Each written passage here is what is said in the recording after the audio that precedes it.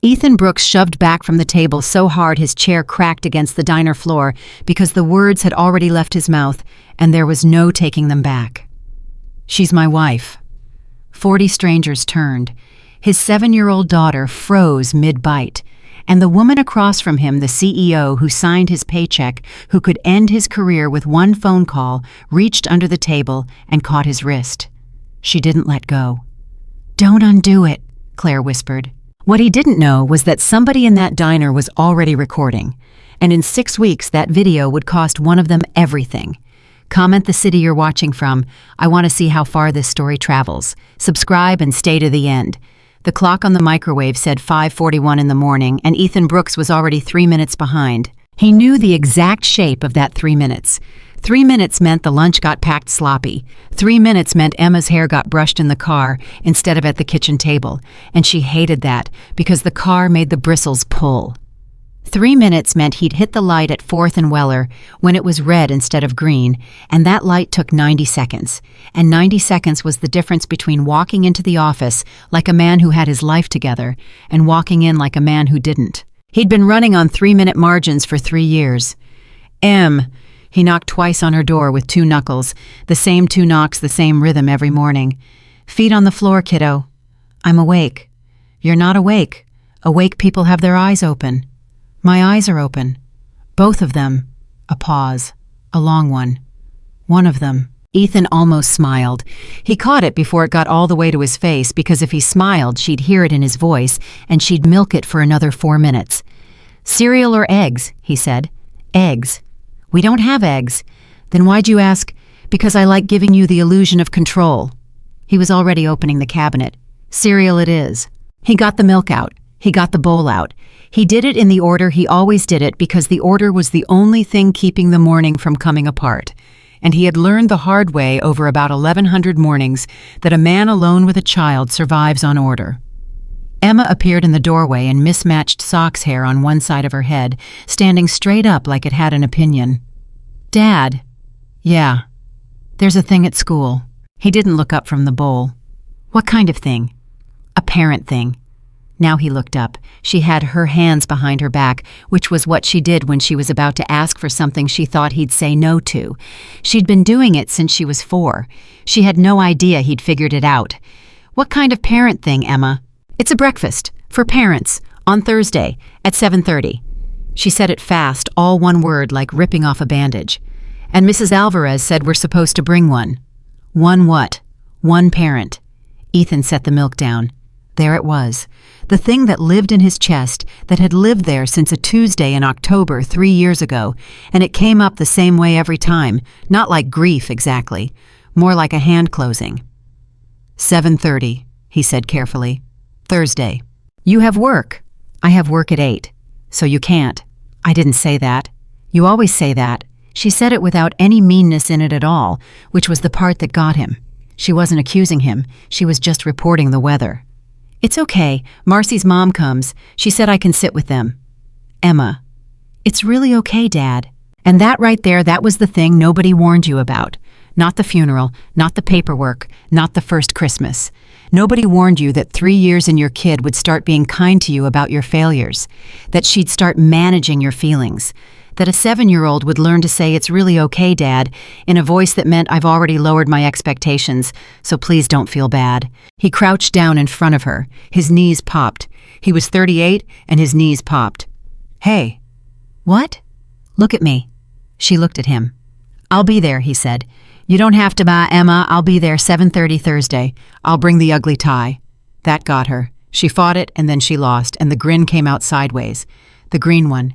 The green one. "That tie is so bad. That tie is distinguished. Mrs. Alvarez is going to think you're a leprechaun."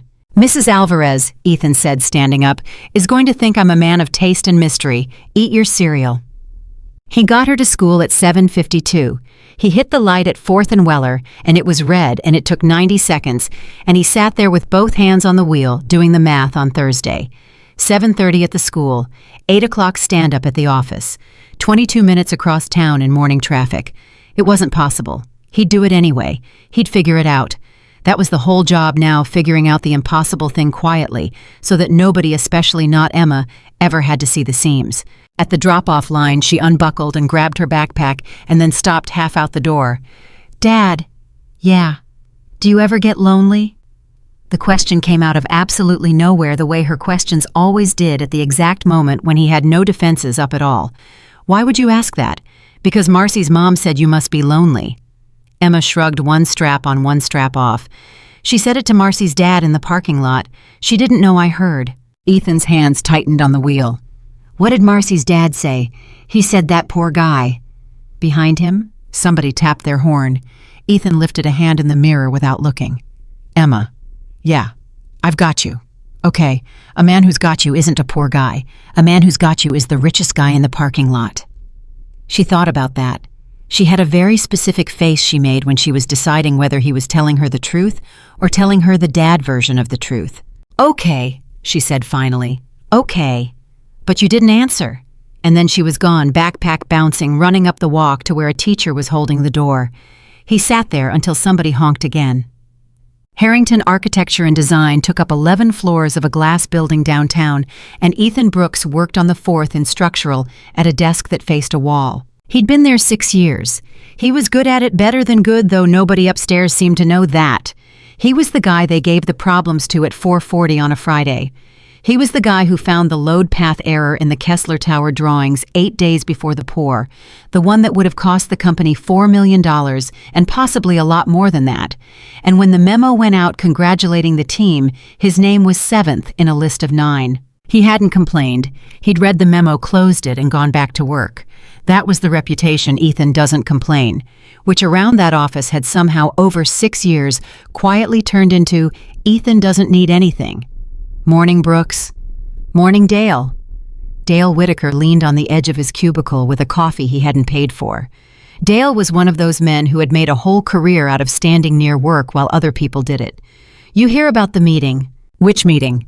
"The meeting. 10 o'clock. Full board." Dale lowered his voice with obvious pleasure. "Vale's coming in." Ethan kept typing. "Okay.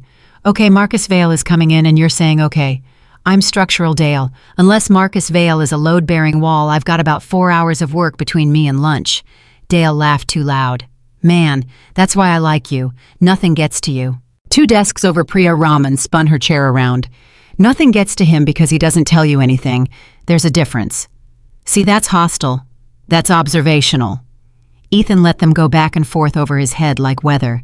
He'd learned that trick too. If you stayed quiet long enough, people talked around you, and the talking around you was how you found out what was actually happening in a company. What was actually happening in this company he'd been hearing for 6 weeks was Marcus Vale. Vale Capital had bought into Harrington 18 months ago, back when the firm had overextended on the waterfront project and needed cash fast. Everybody said it was temporary. Everybody said the old man, Richard Harrington, who'd founded the place in 1979, with a drafting table and a second mortgage, had a plan. Then the old man's heart gave out on him in a boardroom in Denver, and he didn't die, but he didn't come back either. And his daughter took the chair. "You know what they're saying, right?" Dale was still going. "They're saying Vale wants the whole thing. They're saying he's got the votes." "Then he'd already have it," Priya said. "Not while she's sitting in that chair. That's the thing. She won't move." Dale shook his head, half admiring, half something uglier. "Ice water. That woman's got ice water." Ethan's hands paused on the keyboard for about half a second. Then he kept typing. The 10 o'clock ran long. Ethan knew it ran long because at 12:15 he went up to 11 to drop a signed set of revisions with the admin desk, and the double doors to the boardroom were still shut, and you could hear voices through them, and one of the voices was raised. It wasn't hers. Because sentiment is not a strategy. Claire, a man's voice, big and easy and used to filling rooms.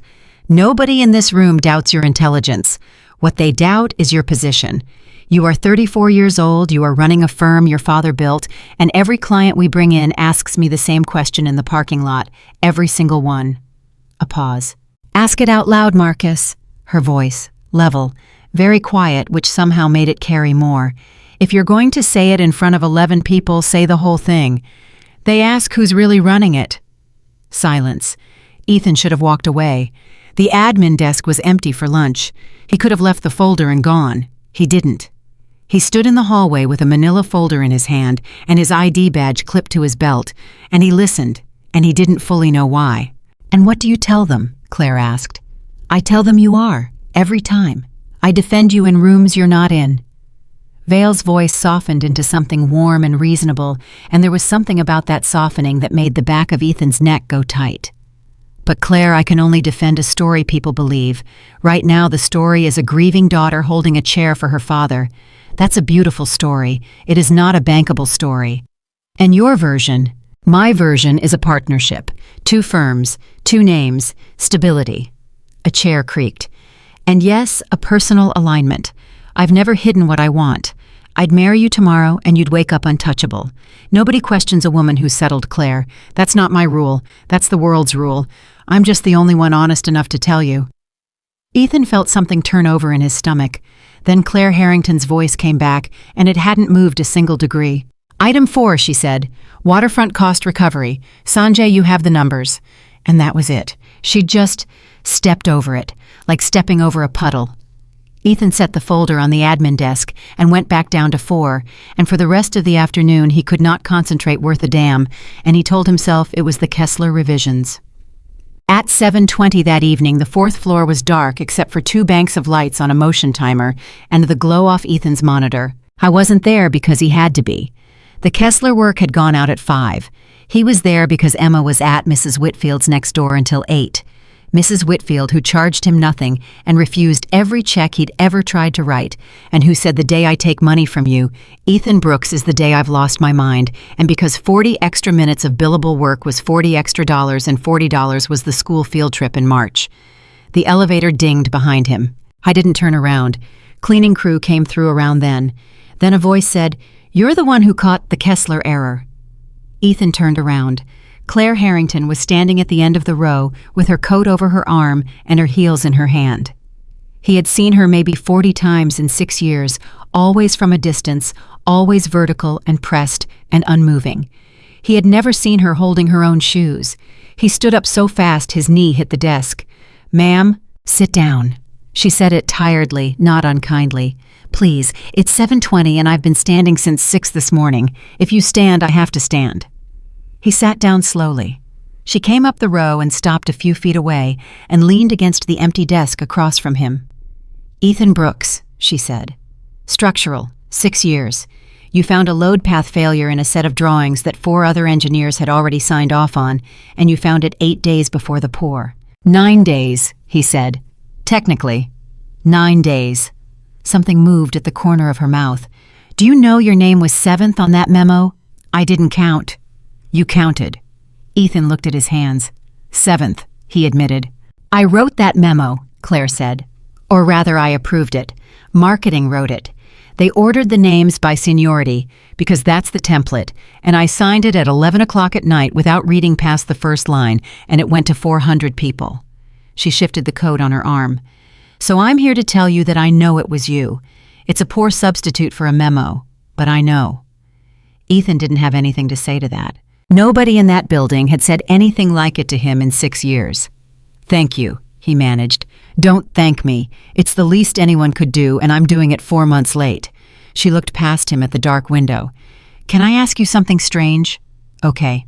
"Have you eaten?" He blinked. "I'm sorry." "Dinner. Have you eaten dinner?"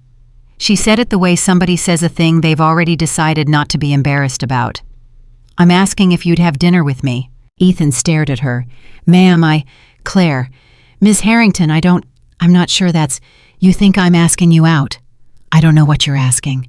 "Neither do I entirely." And for the first time, something cracked in the flat calm of her voice. "Not much. A hairline. I had a meeting today that went 4 hours. In that meeting, a man explained to 11 people that I would be more valuable if I were married to him. Nobody objected. 2 of them nodded. She laughed once with nothing in it. And I sat there and I ran item 4, and then I sat in my office from 1 o'clock until now, and at some point I realized I couldn't think of one person I could call who wouldn't want something." She looked at him. "Not one, Mr. Brooks. I have a Rolodex worth $200 million, and there is not one name in it that isn't a transaction." Ethan sat very still. "So I walked the floors," Claire said. I'm not proud of it. I walked 11 floors looking for a light on. And the light on was yours, and you're the man who found the error and let somebody else take 7th place for it without making a sound. And I thought, that's a person who doesn't want anything from me.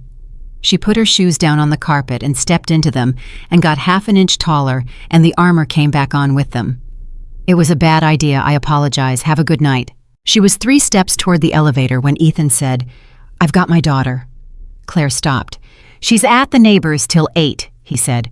And I'm not going to be good dinner company, I'll be honest with you. I haven't had a conversation with an adult that wasn't about work or bake sales in about 3 years. But if you want to eat somewhere with a laminated menu and a 7-year-old at the table, I can do that. Claire turned around. A laminated menu, she repeated. Yes, ma'am. Where? There's a diner on Poplar. Marino's. The pie's better than it has any right to be. Claire Harrington stood in the middle of a dark office floor, and Ethan watched something happen on her face that he could not read at all. Okay, she said. Emma Brooks was not shy. This was a thing Ethan had known since she was 2, and it was a thing he had made peace with, but it was also a thing he was reminded of about 90 seconds into the drive, when his daughter buckled into the back seat in a purple coat and a bike helmet she'd refused to take off for reasons she declined to explain, leaned forward and said, Are you Dad's boss? Emma. It's a question. Claire in the passenger seat turned around. I am. Like his boss's boss, Emma. Like everybody's boss, Claire said. Emma took that in. Do you fire people, Emma? Sometimes, Claire said. Did you ever fire my dad? Not yet. Ethan's hands went tight on the wheel, and then Emma laughed a real one, delighted the laugh she saved for when an adult surprised her by playing along instead of talking down, and Ethan glanced sideways and saw that Claire Harrington was almost smiling. Why do you have a helmet on in a car? Claire asked. Because Dad says the car is the most dangerous thing we do all day. That is not what I said. That is what you said. I said cars are dangerous, and I said it once and you were 4. You said it Tuesday. Claire made a small sound that Ethan realized about a beat too late was a laugh she'd tried to swallow. Marino's on Poplar had 11 booths, a counter with 6 stools, a pie case that rotated with a squeak, and a waitress named Doreen, who had worked there since the Carter administration and did not under any circumstances hurry. They took the corner booth. Emma sat on the inside. Claire slid in across from them and looked at the laminated menu like an archaeologist looking at a pot. There are 41 items on this menu, she said. 42, Emma said. The pie is on the back. Of course it is. Ethan watched her over the top of his own menu. It was strange. He'd expected he didn't know what he'd expected. That she'd be uncomfortable, that she'd check her phone every 4 minutes, that she'd order a salad and pick at it and leave at 8:15 with an excuse. Instead, she asked Emma what was good.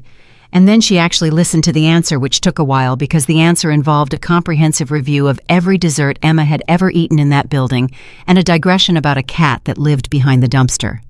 His name is Buttons, Emma said. Did you name him? No, he came with that name. How do you know? Emma looked at her like she was slow. Because he answers to it. Claire nodded slowly, taking this extremely seriously. That's good evidence. That's what I said, but Dad said, Ethan interrupted, that a cat responding to food is not the same as a cat responding to a name. Dad's a scientist, Emma explained to Claire with a certain amount of pity. Dad's an engineer. That's what I said. Doreen came and took their order and went away again, and there was a lull, and Ethan braced for the awkwardness of it. It didn't come. Can I ask you something? Claire said. She was turning her water glass slowly on the table. You don't have to answer. Go ahead. How do you do it? Do what? This. She nodded slightly at Emma, who was building a small architectural structure out of creamer cups and had temporarily lost interest in the adults. The lunches, the school, the job. You caught an error 4 senior engineers missed, and you did it in a week. When I looked, Mr. Brooks, I'm sorry I looked at your file in a week when you'd used 2 sick days for a child with strep throat. Ethan turned his coffee cup a quarter turn. You just do it, he said. That's not an answer. It's the only one I've got. He shrugged. You wake up. There's a kid. The kid needs breakfast. You make the breakfast. Then there's a job, and the job needs a load path, so you find the load path. Then it's 9 at night, and you sit down and you go, made it, and then you do it again. And what about the part where you're allowed to be tired? That part's not in the schedule. Claire looked at him for a long moment.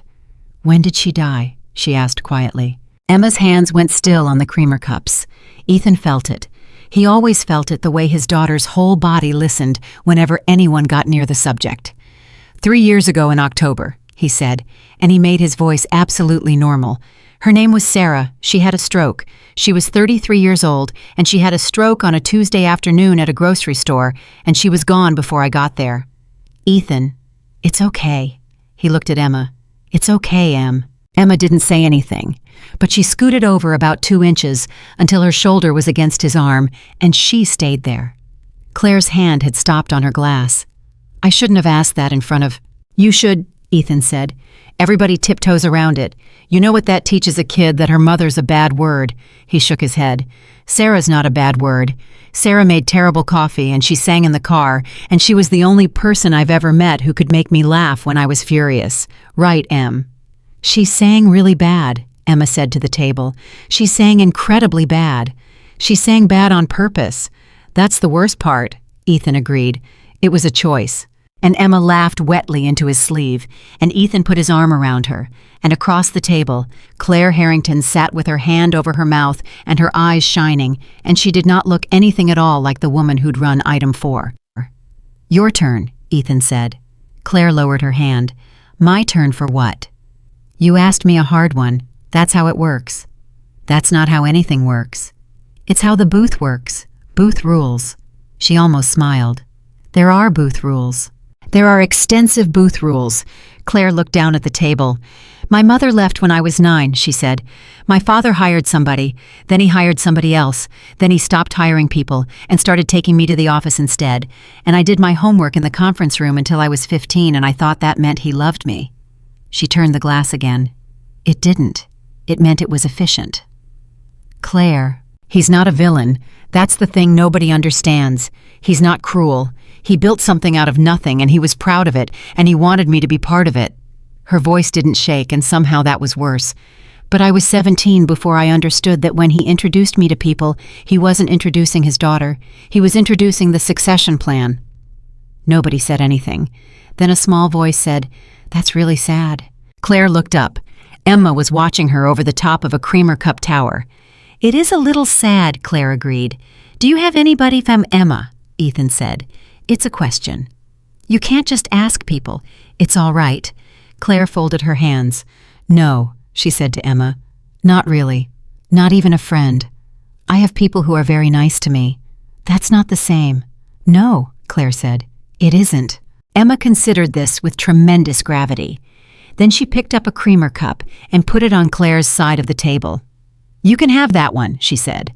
Claire Harrington, who had that morning declined a merger that would have made her personally worth an additional $90 million, looked down at a plastic thimble of half and half like somebody had just handed her something out of a burning building.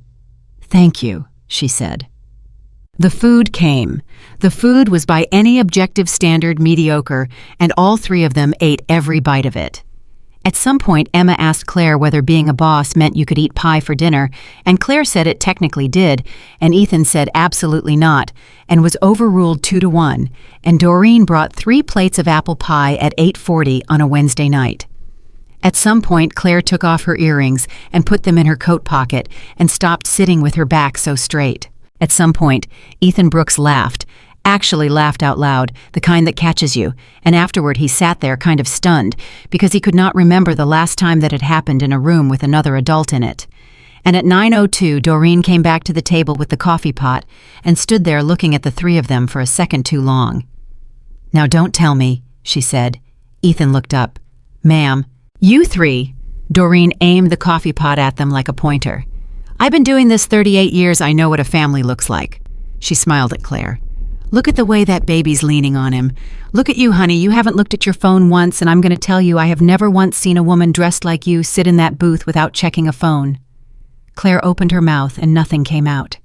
You 2 look like a family, Doreen said. Are you newlyweds? And this is the part Ethan Brooks would think about for the rest of his life. Because he was tired. Because he'd been up since 5:38.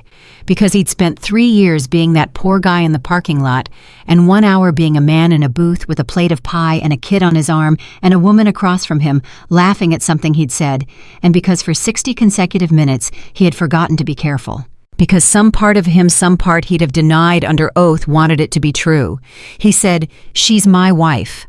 The words came out flat and easy and completely natural in exactly the voice a man uses to say a thing he's said 1,000 times. And then the diner went silent. Not really. Not literally. The fryer still hissed and somebody's fork still hit a plate at the counter. But in Ethan's head, everything stopped so hard he heard it. He watched Doreen's face light up. He watched Emma's head come off his arm slowly and turn to look up at him with an expression he had never seen on his daughter's face before and could not name. He watched Claire Harrington go absolutely completely still. Oh God, His mouth had gone to sand. "I'm sorry, that's not ma'am, I misspoke, she's not." And under the table, Claire's hand closed around his wrist. Hard enough that he stopped mid-word, hard enough that he felt her pulse going in her fingers faster than his own. And that was the thing that shocked him more than anything else that night, that Claire Harrington's heart was slamming. He looked at her. She was leaning forward slightly. Her chin was down. Her eyes were on his, and they were bright, and they were terrified. And there was something underneath the terror that he would spend weeks trying to understand. And Claire Harrington whispered so quietly that Doreen 2 feet away didn't hear a word of it. "Don't undo it." Ethan's whole body went cold. "Claire, please." Her grip tightened. "1 night. Give me 1 night of it. That's all I'm asking. Nobody in this building knows who I am. Nobody here wants anything." Her voice broke on the last word just barely, and she pulled it back so fast that a person who wasn't looking right at her would have missed it. "In 34 years, nobody has ever looked at me and seen that." "Seen what?" "Somebody's wife," Claire said. "Somebody chose." Doreen was still standing there, beaming coffee pot in hand. "Well," she said. "How long?" Ethan Brooks looked at his boss. I was aware distantly, the way you're aware of a train you can hear but can't see yet, that this was the single stupidest thing he had ever considered doing. That there were 11 floors of people who could end him for it. That there was a man named Marcus Vale who had spent 4 hours that morning explaining to a room that Claire Harrington was alone and therefore weak. That his daughter was sitting 3 inches away with her whole heart in her face. He was aware of all of it. And then he thought about a woman walking 11 dark floors looking for a light that was on. 2 years, Ethan said. Claire's breath went out of her. 2 years? Doreen slapped the table. I knew it. Ronnie. She turned toward the kitchen. Ronnie, the corner booth, celebrating pies on me, honey. Pies on me. And she went off toward the kitchen, and the 2 guys at the counter turned around and one of them said, Congratulations, buddy, and lifted his coffee, and Ethan lifted a hand back, and his hand was not entirely steady. Under the table, Claire had not let go of his wrist. You said 2 years, she said very low. You didn't give me a number. I didn't think you'd do it. Neither did I. Emma had not moved. Ethan looked down at her, and his stomach dropped through the floor of that diner because he had just lied in front of his daughter. In front of the one person on this earth he had promised out loud at a graveside 3 years ago that he would never, ever lie to. Em, he said. Emma, listen. Is it real? What? Emma was looking at Claire, not at him, at Claire. Is it real? She said again. Claire Harrington looked back at a 7-year-old girl in a bike helmet, and Ethan watched a woman who negotiated 8-figure contracts for a living completely fail to come up with a single word. Emma waited. Then she said, Okay, and put her head back on her father's arm and picked up her fork and started in on the free pie. And under the table in the corner booth of a diner on Poplar, Claire Harrington finally let go of Ethan Brooks's wrist, slowly, 1 finger at a time, like a person setting down something she wasn't sure she was allowed to hold. 4 booths away near the window, a young man in a Vail Capital quarter zip lowered his phone and stopped recording and looked at the screen for a long, long moment.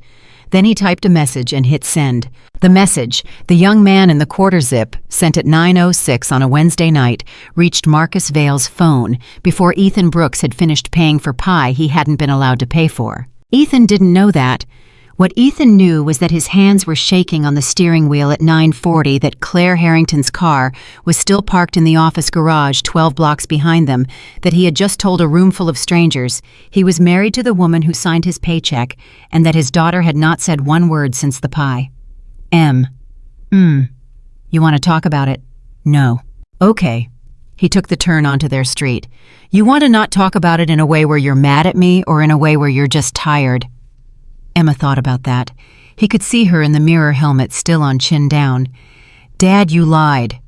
There it was. He pulled into the driveway and put the car in park and turned around in his seat so he could look at her properly, because that was the deal that had always been the deal. Hard things happen face to face. Yeah, he said. I did. You said we don't. I know what I said. At Mom's. She stopped. She never could get all the way through that sentence. You said. I did. Ethan put his hand on her knee. So I'm not going to stand here and tell you it wasn't a lie, because it was, and I'm not going to make it sound better than it is.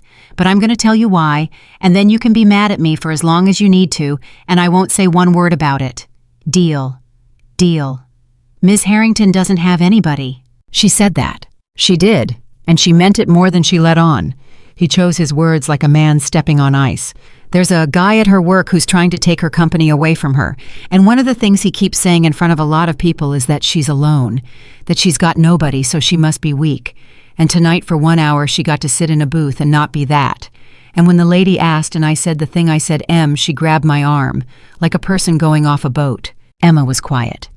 So I let it stand, Ethan said. For an hour, that's all it was supposed to be. But you said 2 years. I did. That's a lot of hours. That is a whole lot of hours, Ethan agreed. Your dad panicked. And Emma, who had spent 3 years learning how to take care of a grown man without letting him know she was doing it, reached forward and patted the back of his hand twice. It's okay, she said. It's not okay, and I need you to stop saying that to me. Why?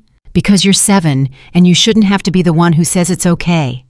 His voice came out rougher than he meant it. That's my job. That's supposed to be my job. Emma looked at him for a long second. She was nice to me, she said. She didn't do the voice. What voice? The one people do when they know about Mom.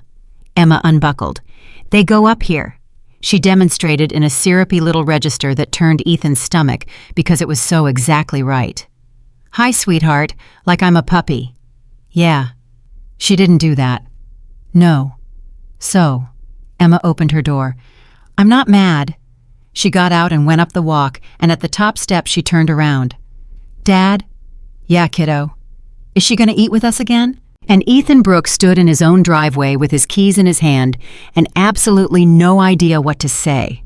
His phone buzzed at 11:14 that night, a number he didn't have saved. This is Claire. I got your cell from HR, which I want you to know I recognize as an abuse of my position. My office, 7:30, please. Then 90 seconds later, I'm sorry. Then 4 minutes after that, thank you. Ethan sat on the edge of his bed and read all 3 about 11 times, and then he got about 2 hours of sleep. He was standing outside the 11th floor glass at 7:28 when he realized he'd worn the green tie, the ugly one. Emma had put it on the doorknob for him at 6 in the morning without a word, which was her way of saying, Thursday is in 2 days, and I'm holding you to it, and he'd tied it in the car at a red light and forgotten what it was. Claire's assistant, a woman named Priscilla, who had worked for Richard Harrington for 19 years and for his daughter for 2, looked up from her desk. Mr. Brooks. Yes, ma'am. Her eyes went to the tie. They came back up. Nothing whatsoever happened on her face. She's expecting you, Priscilla said. Go on in. Claire was standing at the window with her back to the door and her arms folded, and she started talking before it closed. 41 people. Sorry. 41 people have said something to me in the last 2 hours. She turned around. She looked like a woman who'd slept about as much as he had, which is to say, she looked immaculate, and there was something wrong with her eyes. The garage attendant congratulated me. The garage attendant, Ethan. His name is Bill. He's worked here 11 years, and last night was the first time he's ever said anything to me except, good morning, and this morning he said, congratulations, Ms. H. We all wondered when you'd let somebody in. Ethan sat down without being asked, mostly because his legs weren't loving the alternative.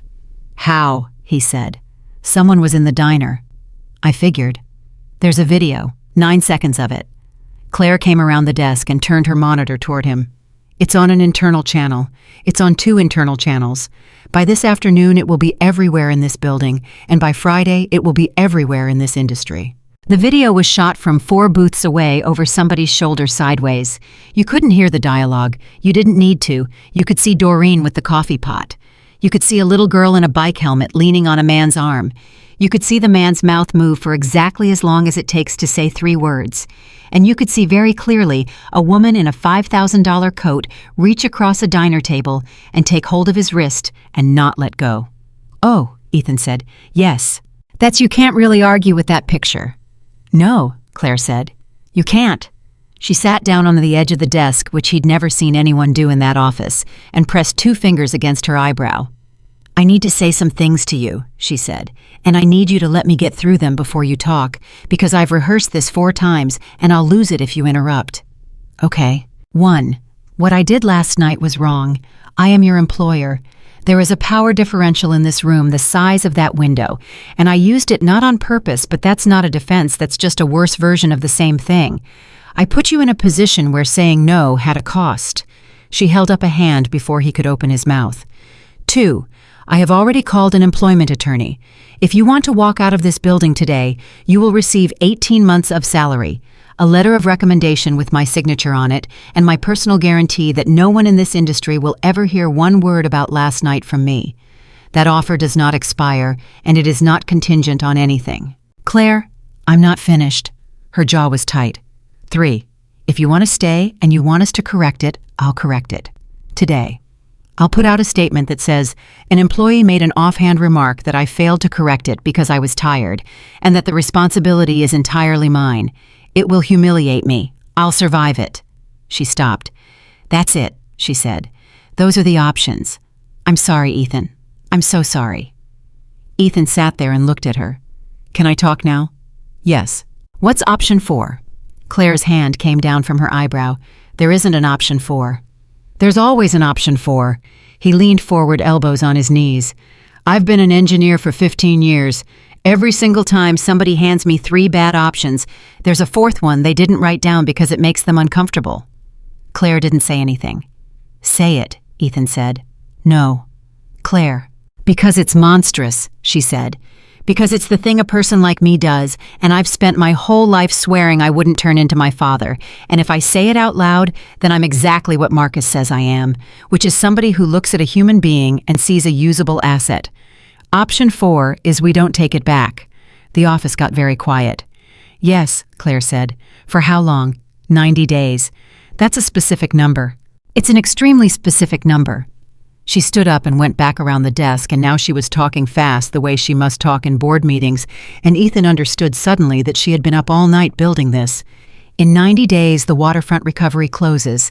If it closes clean, this firm is solvent without Vail Capital, and I can buy his position out at book value. He knows that. That's why the pressure right now is what it is. He has 1 quarter to take this company, and he is going to use every hour of it. And a husband stops him how? It doesn't stop him. It costs him his best weapon." Claire tapped 1 finger on the desk.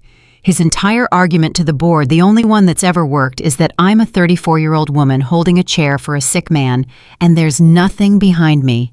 No partner, no stability, no second signature. He said it to 11 people yesterday, and 2 of them nodded. Ethan, I watched them nod." Her voice went flat. "You can't argue with that. I've tried for 2 years. You can't out-argue a feeling. But you can make it look ridiculous. And a woman who's been quietly married for 2 years to an engineer on the 4th floor, who kept it private specifically because she didn't want it to look like a merger, that woman isn't lonely. That woman is discreet." Ethan whistled low. "That's good," he said. "It's not good. It's a lie." "It's a good lie." "It's a lie I'd be asking a widowed father of a 7-year-old to tell 400 coworkers." Claire pressed her palms flat on the desk. "Which is why the answer is no. I'm answering for you. The answer is no. Take the 18 months, I'll do the correction this afternoon." 90 days, Ethan said. "Ethan, what happens to the 4th floor if he takes it?" Claire stopped. "That's not a fair question." "It's the only question." He stood up. Because I've been here 6 years, Claire, and I've watched what happens when Vale Capital buys a firm. Kessler Brannigan, that outfit in Portland. You know what happens on the 4th floor? Structural gets consolidated. They keep 4 guys and they send the rest of the work to a contract shop in another time zone, and they call it efficiency. He shook his head. There's 106 people in this building who make their mortgage here. Priya Raman's got a mother on dialysis. Bill in the garage is 11 years in with 2 years to his pension. That's not your responsibility. Neither's your company, but here you are at 7:30. Claire looked at him, and something went across her face that wasn't gratitude and wasn't relief. It was closer to fear. You don't understand what you're volunteering for, she said. Probably not. Marcus Vale is not a cartoon. He's charming. He remembers your kid's name and he means it when he says it. He is the single most likable man I have ever met, and he will take you apart with a smile on his face, and he will call it looking out for you. She swallowed. And the second he decides this marriage is fake, he won't come at me. He'll come at you, because I'm expensive to break and you're not. Then we don't let it be fake. What does that mean? It means we do it right, Ethan said. No half measures. I've built things, Claire. You know what kills a structure, not load. Load's fine. What kills a structure is a joint where 2 people each assumed the other one was carrying it. He held up a finger. So, rules. Written down. Today. Claire pulled a legal pad toward her. Her hand wasn't quite steady. Go, she said. 1. Emma is not a prop. She doesn't get put in front of a camera. She doesn't get coached. She doesn't get asked to say anything that isn't true. She knows exactly what this is because I already told her. And if she ever wants out, we're out that day. That's not negotiable, and I'll walk out of this room over it. Claire wrote it down. Agreed. 2. You and I tell each other the truth. Every time. I don't care how bad it is. The second we start managing each other, we're done. Agreed. 3. He hesitated. When it ends, and it ends 90 days, that's the deal. Nobody goes back and rewrites what it was. I don't want you looking back at this and telling yourself you used me. And I'm not going to look back at it and tell myself I was noble. We're 2 people who got into a mess and handled it. Claire's pen stopped. That's not a rule, she said. That's a kindness. It's the most important one on the list. She wrote it down anyway, and Ethan noticed she wrote it slower than the others. 4, Claire said. Mine. She looked up. You're off my direct line. Effective this morning, you report to Sanjay, and every review you've ever had gets sealed and audited by an outside firm, so nobody can ever say a word about how you got where you are. And if you get a promotion in the next 5 years, it comes with a paper trail 3 inches thick. That's fine. It's not fine, it's necessary. Claire, I said it's fine. He almost smiled. You're going to find out I'm not real hard to negotiate with. That's exactly what worries me. There was a knock, and Priscilla opened the door about 4 inches. Miss Harrington, Mr. Vale is in the lobby. Claire went white. He doesn't have a meeting. He knows, Priscilla said. He said, and I'm quoting, tell her I'm here to congratulate her, and I'll wait as long as it takes. A pause. He brought flowers. Claire closed her eyes for 1 full second. Send him up, she said. Then to Ethan, low and fast, 2 years. We met at the Kessler site walkthrough. We were married in April at the courthouse in Chelan County because your daughter had strep and we didn't want to fuss. We told no one because of exactly this. Can you hold that? I can hold that. Don't embellish. Ever. People who lie badly are the ones who add things. Claire. What? Breathe. She looked at him startled, and then Marcus Vale came through the door with an armful of white peonies and a grin like a summer morning. There she is. He set the flowers on the desk. He didn't try to hug her, which Ethan noticed, and filed. Claire, I have been up since 4 thinking about this, and I want to say the first thing before anybody says anything else. I'm happy for you. I'm genuinely, stupidly happy for you. Marcus. No, let me get it out. I've been rehearsing in the elevator like a teenager. He turned. And you. Ethan Brooks. Marcus Vale. The handshake was warm and dry and lasted a beat too long. Ethan Brooks, structural. You're the man who caught the load path on Kessler. Ethan blinked. I am. 9 days out. Everybody says 8. It was 9. Vale pointed at him, delighted. I read that report on a plane and I said to my partner, whoever this is, he saved somebody's life and doesn't know it. And now I find out he's been sitting at Claire Harrington's kitchen table for 2 years. He laughed and shook his head. You people, architects, secretive as a cult. Claire said, "It wasn't a secret. It was private." "It was magnificent," Vale said. "Do you know what you did? You solved the problem I've been beating my head against for a year. Every institutional partner I bring in asks me the stability question. And now I get to say, gentlemen, she's been married for 2 years and never once used it, never traded on it, never put it in a press release." He spread his hands. "That's not weakness, that's character. That's the best story this firm's had in a decade." Claire didn't move. "You're taking this very well." "Why wouldn't I? Because you asked me to marry you 19 hours ago." The room went absolutely still. Ethan watched Marcus Vale's face and understood in about 1 second everything Claire had tried to warn him about, because Vale didn't flinch, and he didn't get angry, and he didn't get cold. He got sad, warmly, generously sad, like a man taking a loss with grace, and if Ethan hadn't heard him through a door the day before, he'd have believed every inch of it. "I did," Vale said quietly, "and I meant it as a structure, Claire, not a romance, and I think we both knew that. And I'd rather look like a fool than have you think for 1 second I'm the kind of man who'd punish a woman for choosing better." He looked at Ethan. "You got there first. Fine. I've lost bigger." "Thank you," Claire said. "Don't thank me yet." He picked a peony petal off the desk and rolled it between his fingers. "Because now I've got a board problem, and it's yours too. 6 of those 11 people watched me make that argument yesterday. And this morning, 9 seconds of video shows up on the company Slack, and now they're all thinking the same thought, and if we don't get in front of it, it will eat the quarter." "What thought?" Ethan said. Vale turned to him with an expression of frank, friendly apology. "That she made you up 2 hours after I put pressure on her," he said. Nobody spoke. "I'm not saying I think it," Vale said. "I'm saying they will, and I'd like to kill it Saturday." "Saturday," Claire repeated. "Fielding Foundation Gala. It's on your calendar. You were going to skip it. Don't skip it." He tapped the desk twice. "Come with your husband. Let 200 people take pictures. Let the 6 who nodded at me yesterday shake his hand. It ends there." He smiled at Ethan. "You own a tux, Mr. Brooks. I own a green tie." Vale laughed big and real. "God, I like you. Rent one, or don't honestly don't. Show up in a suit that fits, and let them see a guy who doesn't care." He was already moving toward the door. "Claire, one more thing, and then I'll get out of your hair." "Yes, your father's back Monday." Claire's whole body changed. Ethan saw it happen, a stiffening that started at the shoulders and went all the way down. "He's not cleared to travel." He cleared himself. "You know how he is." Vale's voice went gentle. "He's coming to the board meeting on the 18th. And Claire, he's going to hear about this in an airport lounge from somebody who isn't you." He knocked once on the doorframe kindly. "Call your dad." And he left. For about 10 seconds, neither of them said anything. Then Claire said, "He was in the diner." "What?" "Somebody in that diner works for him. The video went to him first, and he had it before 11, and he spent all night deciding how to play it." She was staring at the flowers. "And what he decided was to hug it." "Why?" "Because a man who fights the marriage looks jealous," Claire said, "and a man who celebrates the marriage gets to be the one who calls the press conference.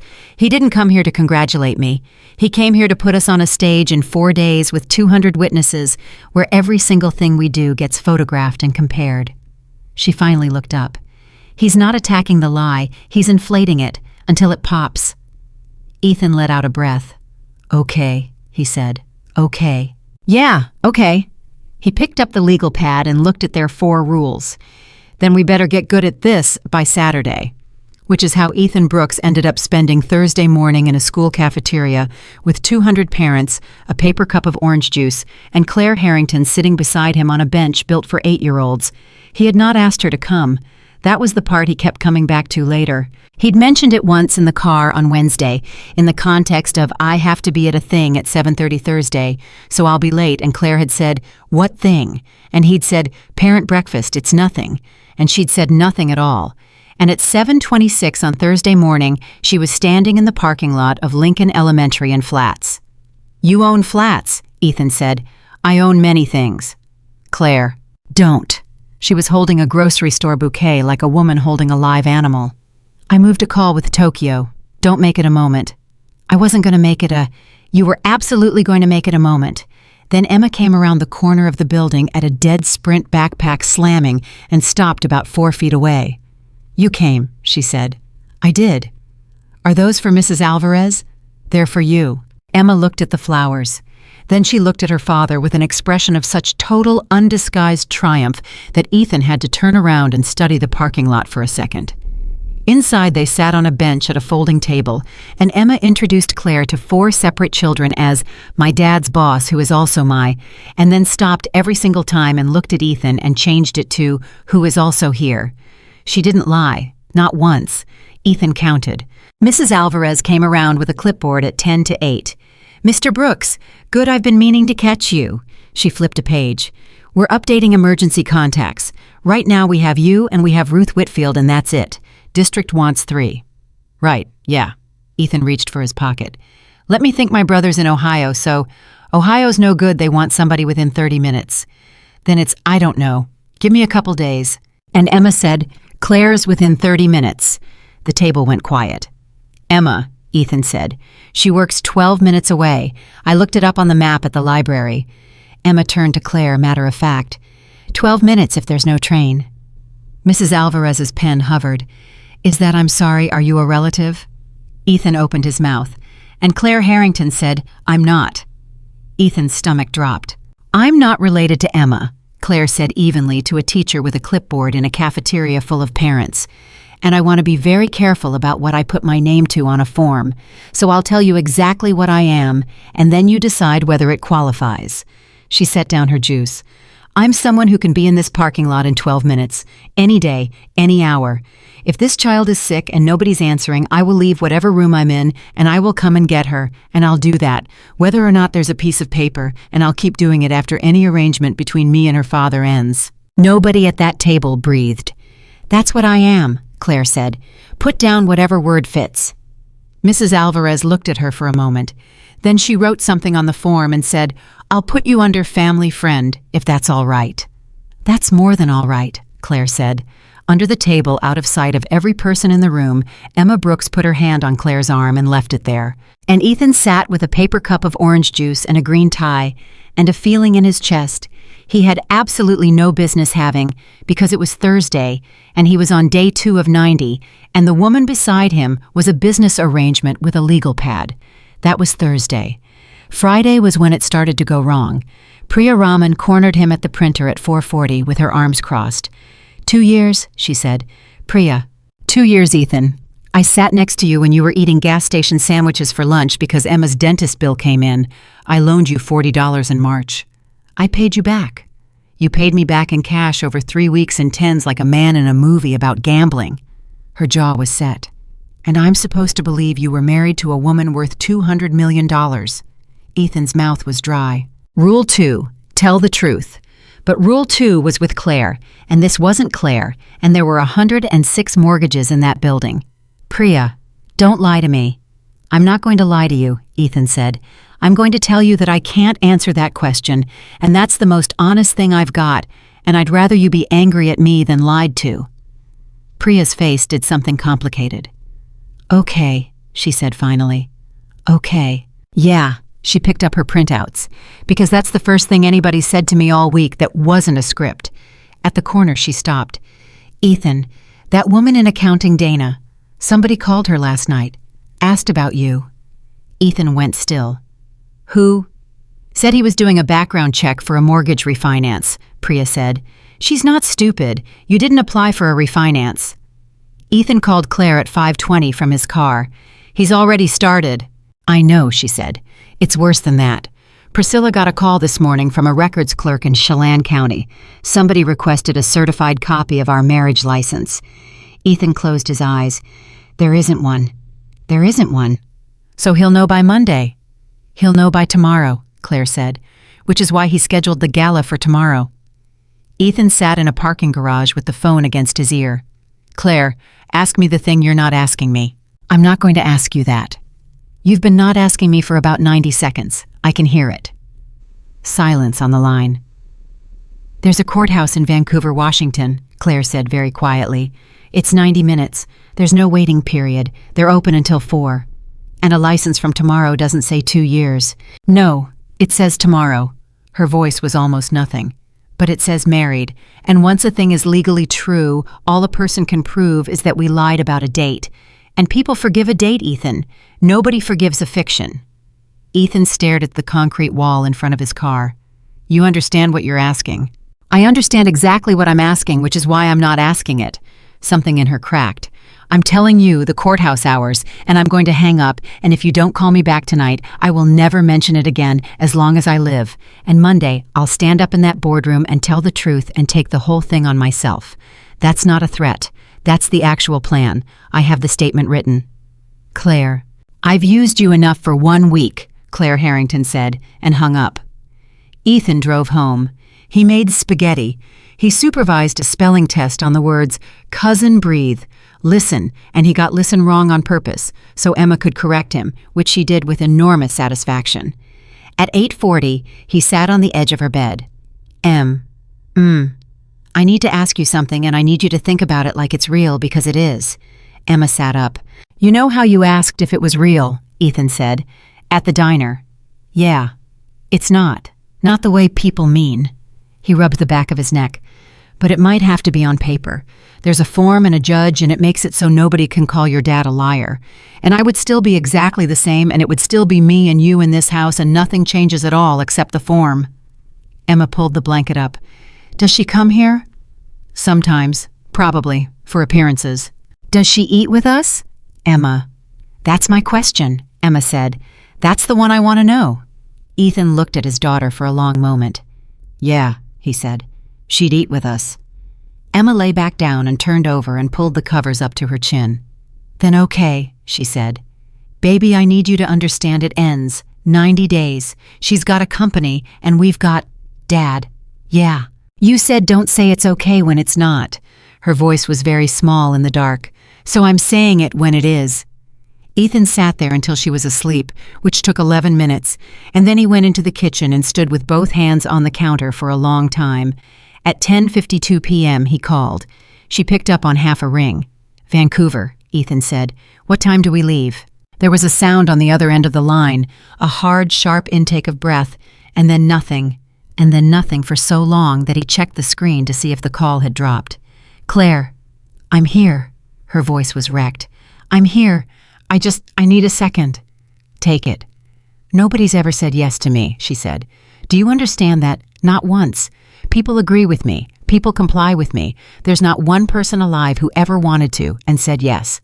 Well, Ethan looked out the kitchen window at nothing. Now there's one. They left at 7:15 the next morning and were standing in front of a county clerk named Bernadette by 9:40, and Bernadette asked if they'd like the ceremony room or the counter, and Claire said counter, and Ethan said ceremony room at exactly the same time. Claire turned. Why? Because when she's 19 and she asks me about this, Ethan said, I'm not telling my daughter it happened at a counter. They did it in the ceremony room. It took 4 minutes. There were 2 witnesses, a court security officer named Ray, and a woman waiting on a fishing license, and Claire's hands were shaking so badly that Ethan had to steady them to get the ring on a plain steel band from a case by the door, $31, because neither of them had thought that far. And when Ray said, well, go on then, Ethan looked at Claire, and Claire looked at Ethan, and neither one of them moved. We don't have to, Ethan said quietly. I know. It's a form. I know. And then Claire Harrington reached up and put her hand on the side of his face. The way you'd touch something you were checking was actually there, and kissed him. And it lasted about a second and a half, and neither of them said one word about it for the entire 90-minute drive home. They arrived at the Fielding Foundation Gala at 7:40 that night, and Marcus Vale was waiting at the top of the steps with 200 people behind him and a phone in his hand. Claire, he came down 3 steps, arms wide, beaming. And the man himself, Ethan, you clean up. Marcus. Listen before we go in. Vale's smile never moved. He turned the phone around. I got something an hour ago, and I want to handle it privately because I don't do ambushes, and I'd rather look you both in the eye. On the screen was a record search from Chelan County, Washington. No matching record found. Claire didn't blink. Marcus. So I widened it, Vale said pleasantly. All 39 counties in the state, 2 years back. He swiped. No matching record found. And then, he said, about 40 minutes ago, my guy tried Clark County, because it occurred to me that people who are in a hurry go to Vancouver. He swiped one more time. Brooks Ethan M., Harrington Claire. E issued and recorded 9:52 a.m. today. Marcus Vale looked up at the two of them, and his voice when it came was as warm and kind as it had been in the office on Wednesday. 200 people in there, he said, and every one of them thinks she's been married 2 years. So here's what's going to happen. You're both going to walk in, and you're going to have a wonderful night, and I'm not going to say a word to anyone. What do you want? Claire said. The 18th, Vale said. Board meeting. You second my motion on the merger, and this stays between us forever, and I'll dance at your 10-year anniversary. He put the phone in his pocket and straightened Ethan's lapel with 2 fingers. Or don't. And I'll put that document on a screen in front of your father, your board, and every client you've got, and I won't even have to say the word fraud. They'll say it for me.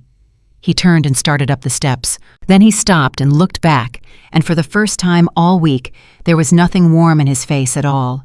Ethan, he said, that daughter of yours, Emma Wright, 2nd grade at Lincoln. He smiled. Beautiful kid. I really hope nobody ever has to explain to her what her father signed today. Ethan Brooks watched Marcus Vale climb the last 4 steps and disappear through the doors, and then he stood there in a rented tuxedo with his wife's hand on his arm and discovered something about himself he had not known in 38 years. He wanted to hurt a man, not argue with him, not beat him in a meeting. He wanted to put Marcus Vale on the ground. Ethan, I'm fine. Your arm is shaking. I said I'm fine. You are not fine, and if you walk in there like that, everything we did this morning was for nothing. Claire's fingers tightened. She hadn't moved her eyes off the doorway. Look at me. He didn't. Ethan. He looked at her. He said her name to make you do exactly this, Claire said. He said it on the steps outside where there are no cameras, because he needed you angry before you walked into a room with 200 people and 6 board members in it. If you go in there with that face by Monday, the story is that Claire Harrington's husband is unstable. She was breathing carefully the way people breathe when they've decided not to fall apart. Please, give me 2 hours of the man from the diner. Ethan closed his eyes.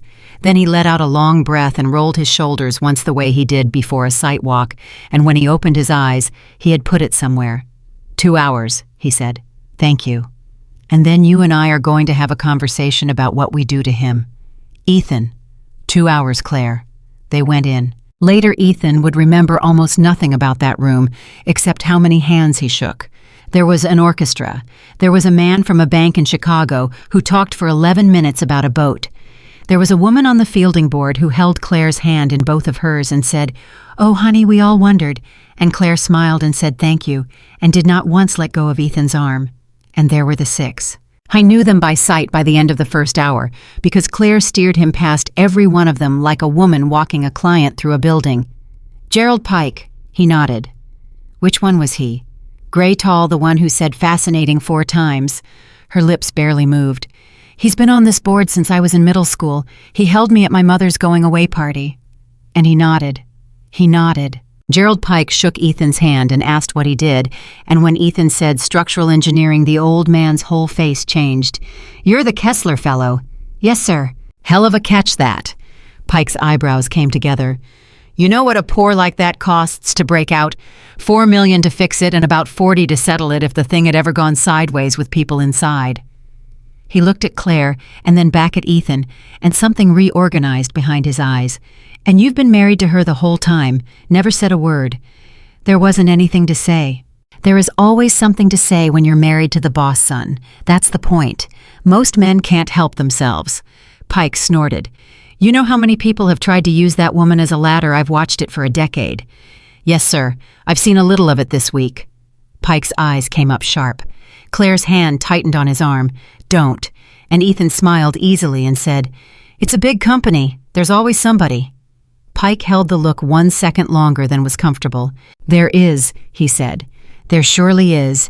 And then Marcus Vale was there with a glass in each hand and a laugh already going, and he put one glass in Ethan's hand like they'd known each other 20 years. Gerald, has he told you about the load path? He has not. You have 6 times. I'll tell you again on the 18th. Vale clapped Ethan on the shoulder, friendly, warm, and just hard enough that Ethan felt it. This one's a keeper, Gerald. Claire's got herself a serious man. Marcus, Claire said. Claire. He raised his glass to her.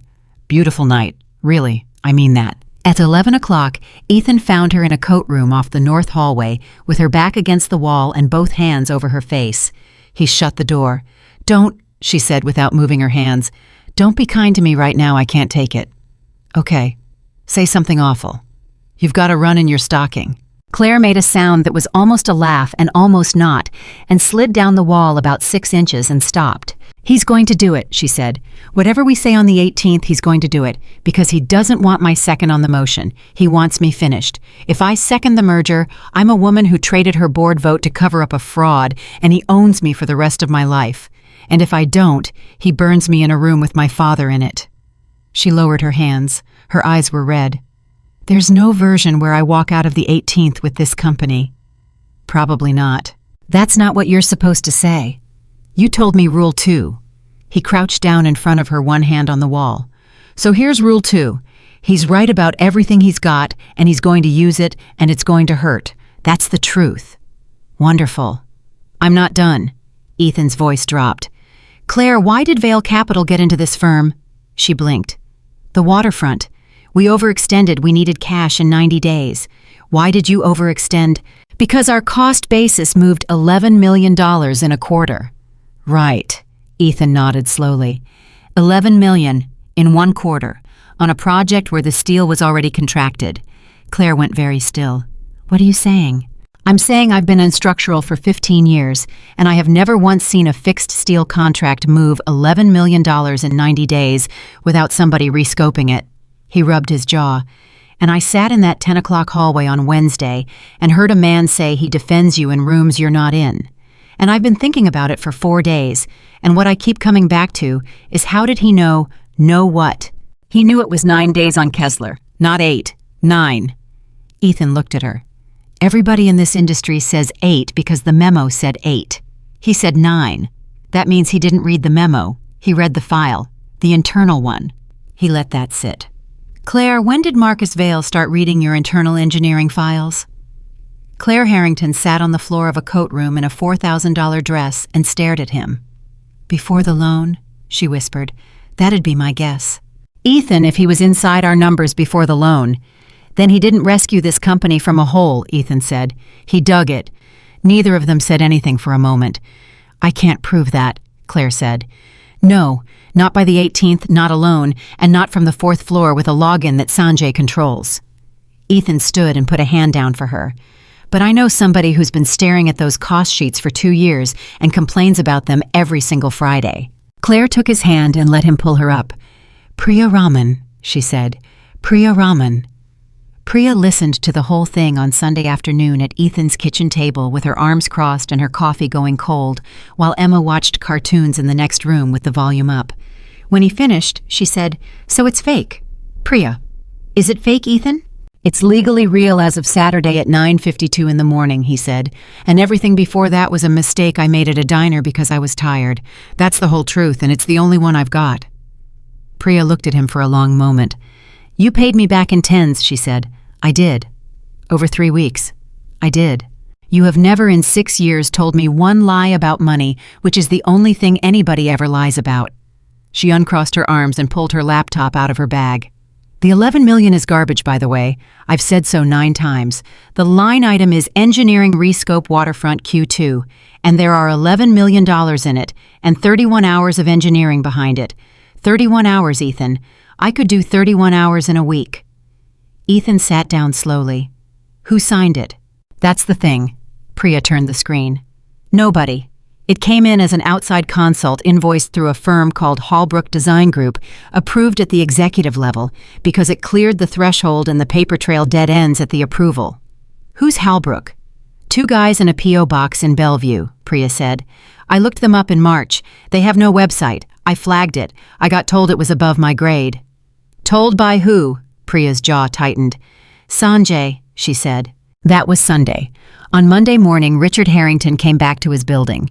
Ethan wasn't there for it. Ethan was on the 4th floor with his head down and 41 unanswered emails, and the way he found out was that at 10:15, the entire floor went quiet at once, the way a room goes quiet when a teacher walks in. The old man came down the row with a cane in his right hand, and Priscilla 3 steps behind him, and he stopped at Ethan's desk. I was smaller than the portrait in the lobby. That was the first thing. 76 years old, one side of his face slightly slower than the other, and eyes that had not slowed down at all. "Stand up," Richard Harrington said. Ethan stood up. "You're the one." "Ethan Brooks, sir." "I know your name. I've had it read to me 4 times since Friday." He looked Ethan up and down without any hurry at all. "My daughter tells me you were married in April in Chelan County." "Sir." "Don't." The cane came up 2 inches and went back down. "I've been lied to by professionals my entire life, son, and you are not one, and I would rather not watch you try. Priscilla." "Yes, Mr. Harrington." "Get his coat. He's coming to lunch." They went to a steakhouse where the old man had eaten every Monday for 26 years, and the waiter brought him iced tea without being asked, and Richard Harrington put both hands on his cane and said, "How much is she paying you?" "Nothing." "How much is she going to pay you?" "Nothing." "Everybody gets paid, Mr. Brooks." "Then I'm getting cheated," Ethan said, "because I've got a mortgage, a 7-year-old, and 18 months of severance on the table that I turned down on Thursday, and I'd appreciate it if you'd ask me a harder question." The old man's eyes came up. For about 4 seconds, nobody said anything. Then Richard Harrington laughed one dry bark of it, which turned into a cough, which he waved off. "All right," he said. "Here's a harder one. Why'd you say it?" "Say what?" "In the diner. In front of my granddaughters." He stopped and corrected himself irritably. "In front of your daughter. Why'd you say it?" Ethan turned his water glass a quarter turn. "Because it was the first hour in 3 years I forgot to be careful," he said. The old man went still. "And your daughter's mother?" "Sarah, 3 years in October, stroke at a grocery store on a Tuesday." Richard Harrington looked out the window for a moment. "My wife left me in April of 1998, and I told people she died for about 4 years because it was easier. Then I stopped because Claire got old enough to read." He turned back. "You know what she said to me 9 years old? She said, 'Dad, is Mom dead, or did she just not want us?' And I said the second one, and she nodded, and she never asked me a personal question again. Not one. 34 years old, and she has never asked me a personal question again." Ethan didn't say anything. "You think I don't know what I did to her?" the old man said. "I know. I'm not stupid, I'm just late." He tapped the cane once on the floor. "Now, Marcus Vale." "Sir." "He called me in an airport in Denver on Friday to be sure I'd heard about the wedding from him first, which is a thing a man does when he wants you to know he owns the information." Richard Harrington's mouth thinned. "So let's stop dancing. What's he got?" Ethan looked at the old man across the table. "Rule 2. A marriage license dated Saturday," he said, "and a story about 2 years." Richard Harrington closed his eyes. "Oh, Claire," he said quietly. "Sir, it was my mistake. She tried 3 separate times to— I know whose mistake it was. I've met my daughter." He opened his eyes. "And what have you got?" $11 million, Ethan said, in an engineering rescope on the waterfront project invoiced by a Shell in Bellevue with a P.O. box and no website approved above the threshold, backed by 31 hours of work. In the quarter right before Vale Capital lent you the money to survive the shortfall it created. The steakhouse got very quiet, or maybe it just seemed that way. "Say that again," Richard Harrington said. Ethan said it again. The old man sat back in the booth. He put one hand flat on the table. Ethan watched the color go out of his face and then come back into it in a completely different way. "Who approved it? That's what we can't get to." "You can't get to it," the old man said, "because that authority sits with 3 people, and one of them was me, and I was in a bed in Denver with a tube in my arm." He picked up his cane. "Get the check." "No, don't get the check. I've got a tab. Get your coat." "Where are we going?" "To see a young man named Sanjay Rao," Richard Harrington said, "who I hired out of Berkeley in 2011 and put through night school and stood next to at his wedding." They found him in his office at 2 o'clock. Ethan stood by the door and did not say one word for 11 minutes, and afterward he could not have told anyone the details of what happened, only the shape of it, an old man sitting down slowly in a chair across from a man of 42 and saying without any anger at all, "Sanjay, tell me about Halbrook," and Sanjay Rao saying, "Mr. Harrington, don't do that, just tell me," and that being all it took. He'd been the one to sign it.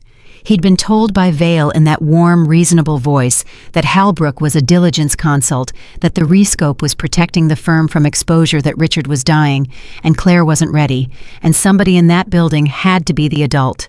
He'd been given a consulting agreement of his own 8 months later, $90,000 a year. He'd taken it for 2 months and then stopped taking it and never said a word to anybody and had not slept properly since. "Does Claire know?" he asked at the end. He was crying, which Ethan had not expected and would rather not have seen. "Does she know it was me?" "She will in about 20 minutes, Richard Harrington said. "And then you're going to sit in a room on the 18th and say all of it out loud in front of the board with a lawyer of your own choosing sitting next to you. It'll end me." "Yes, Mr. Harrington." "Sanjay." The old man got up slowly on the cane. "You were a good engineer and a coward, and I gave you a company to run without ever once asking if you could carry it, and that part is mine. I'll say that part out loud too." They had 11 days. Ethan later thought of those 11 days as the strangest of his life, because they were in every way that mattered the best ones he'd had since October 3 years ago, and he spent all of them terrified. Claire started coming to the house. It began as logistics documents, timelines, a whiteboard propped against the kitchen wall, and by the 4th night it wasn't logistics anymore. She'd show up at 6:40 with her heels already off in her hand, and Emma would meet her at the door with a report on the day's events, and somewhere in the middle of week 2, Ethan turned around at the stove and found the two of them at the table doing long division.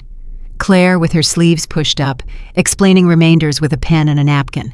"You carry the leftover," Claire said. "That's all a remainder is. It's the part that doesn't fit anywhere yet." "That's dumb." "It's extremely dumb. I agree with you. Do it anyway."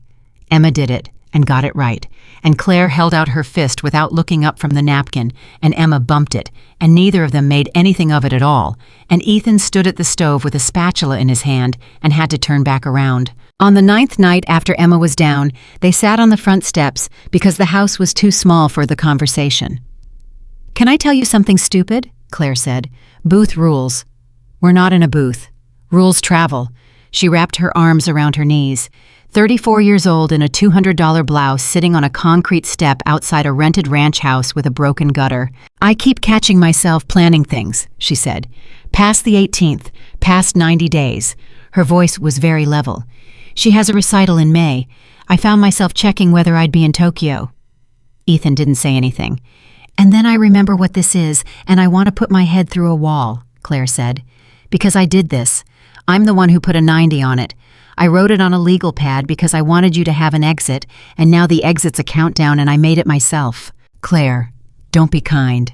"I'm not being kind, I'm being accurate." He leaned forward with his elbows on his knees. "You want to know what I do? I set the coffee for 2 now, in the morning. I do it without thinking, and then I stand there looking at it like an idiot."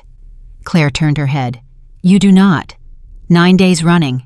"Ethan." "I'm not saying it means anything," he said. "I'm saying rule 2. She looked at him for a long moment. Then she put her head on his shoulder, and neither of them said one word for about 4 minutes, and that was all that happened, and Ethan Brooks would have traded a year of his life for another hour of it. The call came on the 16th at 1:40 in the afternoon. Ethan was in a meeting on 8.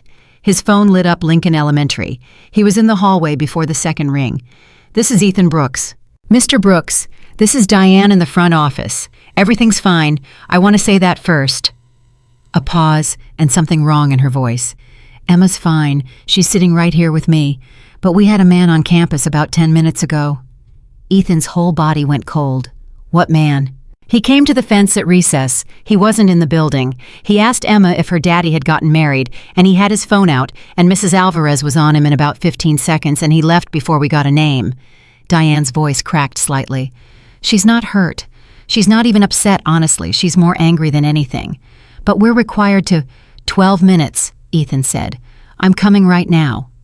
"Mr. Brooks, we already called. She gave us the second contact." "Ruth." "No, sir.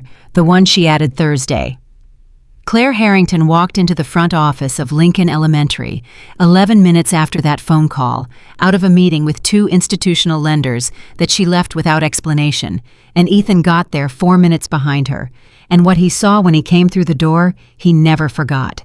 His daughter was sitting on a bench with her arms folded, jaw set, absolutely furious. And Claire was crouched down in front of her in a suit on the linoleum, holding both of Emma's hands.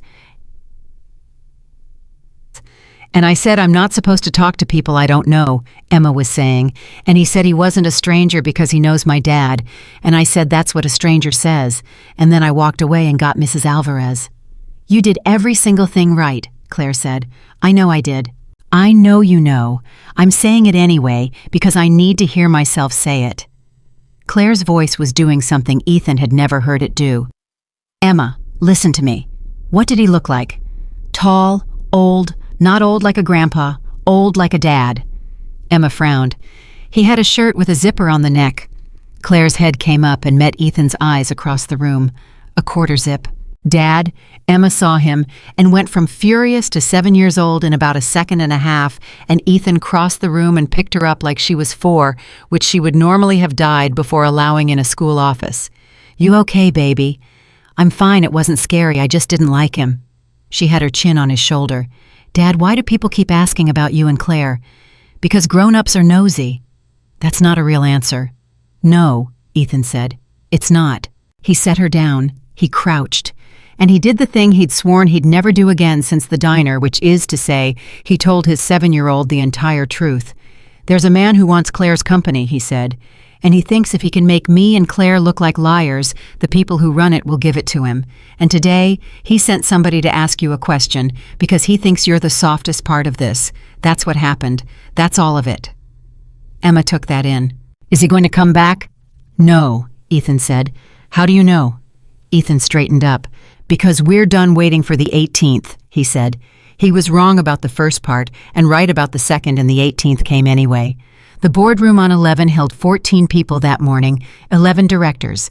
Priscilla, with a recorder, Sanjay Rao, with an attorney he'd hired with his own money, and at the back wall in a chair, he had not been offered Ethan Brooks. Marcus Vale did not wait for item 1.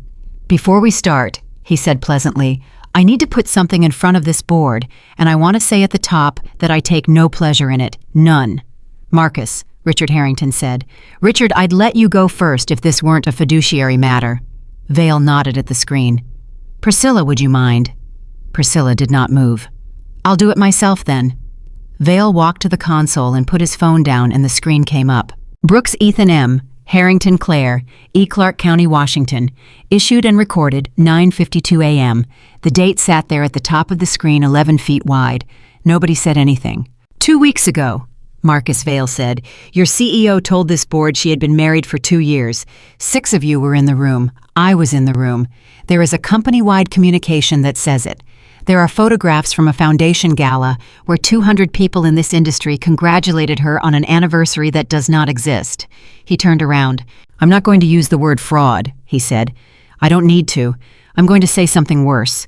I'm going to say that when this board applied ordinary pressure to its chief executive pressure, any CEO in America absorbs, she responded by inventing a husband. Gerald Pike said quietly, Christ Almighty, and I want to be extremely clear that I don't blame her. Vale's voice softened. She's 34. Her father was dying. Half this room has known her since she was in braces. Of course she reached for something. But this board cannot hand $200 million of client exposure to a judgment that does that under stress. He sat down. I move that Claire Harrington be removed as chief executive effective at the close of this meeting. Second, said a man at the far end of the table. Claire stood up. She was perfectly composed. Ethan at the back wall could see her left hand behind her chair, and it was shaking so hard she'd braced it flat against the leather to hold it still. You're right, Claire said. The room went dead. I told this board I'd been married 2 years. That wasn't true. I went to a courthouse on Saturday the 9th, and I made it true afterward, which is worse, not better. Her chin came up. I'm not going to sit here and be defended. Ethan Brooks said one sentence in a diner because he was tired, and I stopped him from correcting it. Everything after that is mine. Every decision. Every day of it. He didn't build this. I did, and I did it because I was afraid, and I'd like the minutes to reflect that. Marcus Vale spread his hands sadly to the room. There it is, he said, and Ethan Brooks stood up at the back wall. Sit down, son, somebody said. This is a closed. Let him talk, Richard Harrington said. Ethan walked to the end of the table. Yes, he said. It started as a mistake. Vale smiled. It started at 9:02 on a Wednesday night at a diner on Poplar, Ethan said, when a waitress named Doreen, who's worked there 38 years, looked at my daughter leaning on my arm and asked if we were newlyweds, and I said she's my wife, and I said it because I was tired, and because for 1 hour I'd forgotten that I'm a widower. That's the whole crime. That's the entire origin of this thing, and every one of you has now heard it from both of us, under no pressure at all. He put one hand on the back of a chair. So let's talk about what happened after. Mr. Brooks, Vale began, you had your turn. Ethan didn't raise his voice. 2 days after that diner, my daughter's school needed a third emergency contact. And in a cafeteria full of parents, a teacher asked this woman if she was a relative, and she could have said anything. She could have said wife. That's the one place on earth where the lie would have cost her nothing and helped her a lot. He looked around the table. She said, I'm not. In front of 40 people. She said, I'm not related to this child, but I can be in that parking lot in 12 minutes any hour of any day, and I'll keep coming after any arrangement with her father ends. Put down whatever word fits. Gerald Pike had gone very still. On the 16th, a man came to the fence at Lincoln Elementary at recess and asked my 7-year-old if her daddy got married, Ethan said. The school called the second contact. She left a room with 2 lenders in it, and she was on the floor of that office in 11 minutes. That is a serious accusation, Vale said, and it has nothing to do with... I was wearing a Vale Capital quarter zip, Ethan said, same as he was wearing 4 booths away from us at Marino's on the 4th at 9 o'clock at night recording. His name's Dennis Boyle. He gave a statement to a lawyer yesterday afternoon, along with the text you sent him at 9:06 that night, which reads, and I'm quoting it exactly, stay on it. The room made a sound. Now here's the part that matters. Ethan set a folder on the table and slid it down. $11 million, engineering rescope waterfront second quarter, invoiced by Halbrook Design Group, 2 men and a P.O. box in Bellevue, 31 hours of engineering behind $11 million, approved at executive level in the 8 weeks Richard Harrington was in a hospital in Denver. Where did you get that? Vale said. That shortfall is the entire reason Vale Capital is in this building, Ethan said. You didn't rescue this firm from a hole. You dug it, and then you sold her the ladder. And for 2 years you've been telling this room she's too emotional to run a company that you broke. Sanjay Rao stood up. I signed it, he said. He told me to. I have the agreement. I have 8 months of it. Marcus Vale looked around a table of 11 people, and for the first time since Ethan had met him, said nothing at all. Richard Harrington put both hands on his cane. Marcus, he said, you're going to want your lawyer now. Ethan didn't watch him leave. He was looking at Claire, who was standing at the head of the table with her hands still braced flat on the leather, staring at him like she'd never seen him before in her life. Ethan, she said, I'm not done. You are extremely done, that was... Claire. His voice wasn't steady anymore, and he let it not be. I've got one more thing to say, and I'd rather do it wrong in front of these people than right in a parking lot in 90 days. 11 directors sat absolutely motionless. You put 90 days on a legal pad so I'd have a door, Ethan said. That was the kindest thing anybody's done for me since my wife died, and it's the only thing on that list I want to break. He swallowed. I set the coffee for 2, every morning. My daughter asks where you are at 6:15, and I've been standing at the back of this room for an hour, thinking about a countdown I agreed to, and I can't do it. I don't want the door. Ethan, I love you, Claire. And Claire Harrington, who had spent 34 years being valued at a number, who had run item 4 while a room decided what she was worth, who had walked 11 dark floors, looking for a light that was on, put her hand over her mouth in front of her father, her board, and every person who had ever thought of her as an asset. And she started to cry. Gerald Pike was the one who stopped it. He did it the way old men on boards do, without raising his voice, by putting one hand flat on the table and saying, all right, everybody, sit. Nobody sat. Sit, Pike said, and 11 people sat. Claire was still standing. Her hand was over her mouth, and she was not making any sound at all, which somehow made it worse to watch. And Ethan took one step toward her, and Pike said, Mr. Brooks, don't. Ethan stopped. I need you to understand something, son, and I'm going to say it kindly because what you just did in this room took more sand than anything I've seen in 20 years. Pike's voice was not unkind. It also did not have 1 inch of give in it. But this is a board of directors, not a wedding.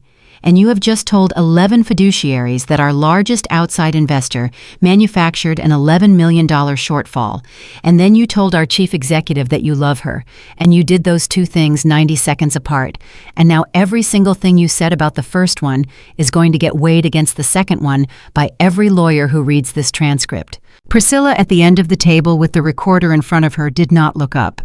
So, Pike turned. Priscilla, is that thing running?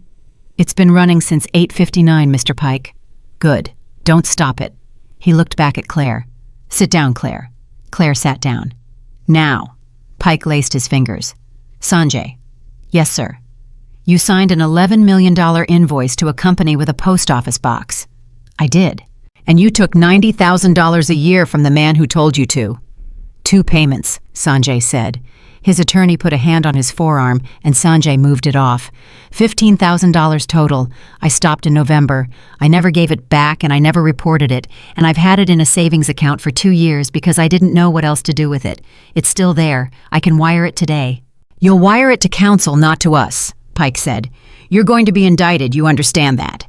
Yes, sir. You understand I'm going to vote to cooperate fully with the people who indict you. I'd vote the same way, Sanjay said. Pike nodded slowly. Richard, he said. Richard Harrington had not spoken in 11 minutes. He sat with both hands stacked on the head of his cane, and when he looked up, his face was gray. Say it, Gerald. You want me to say it, or you want to say it? I'll say it. The old man's voice was steady. This board should have never let a man who wanted my daughter's company sit in the room where we discussed her judgment. That's mine. I brought him in. I signed the paper in this room in 2019, and I told all of you he was the smartest capital partner in the state. He tapped the cane once. He was. That was the trouble. That's not what I need on the record, Richard. Then here's what you need on the record. Richard Harrington turned his head. My chief executive lied to this board on the 11th. She said she'd been married 2 years. She had not.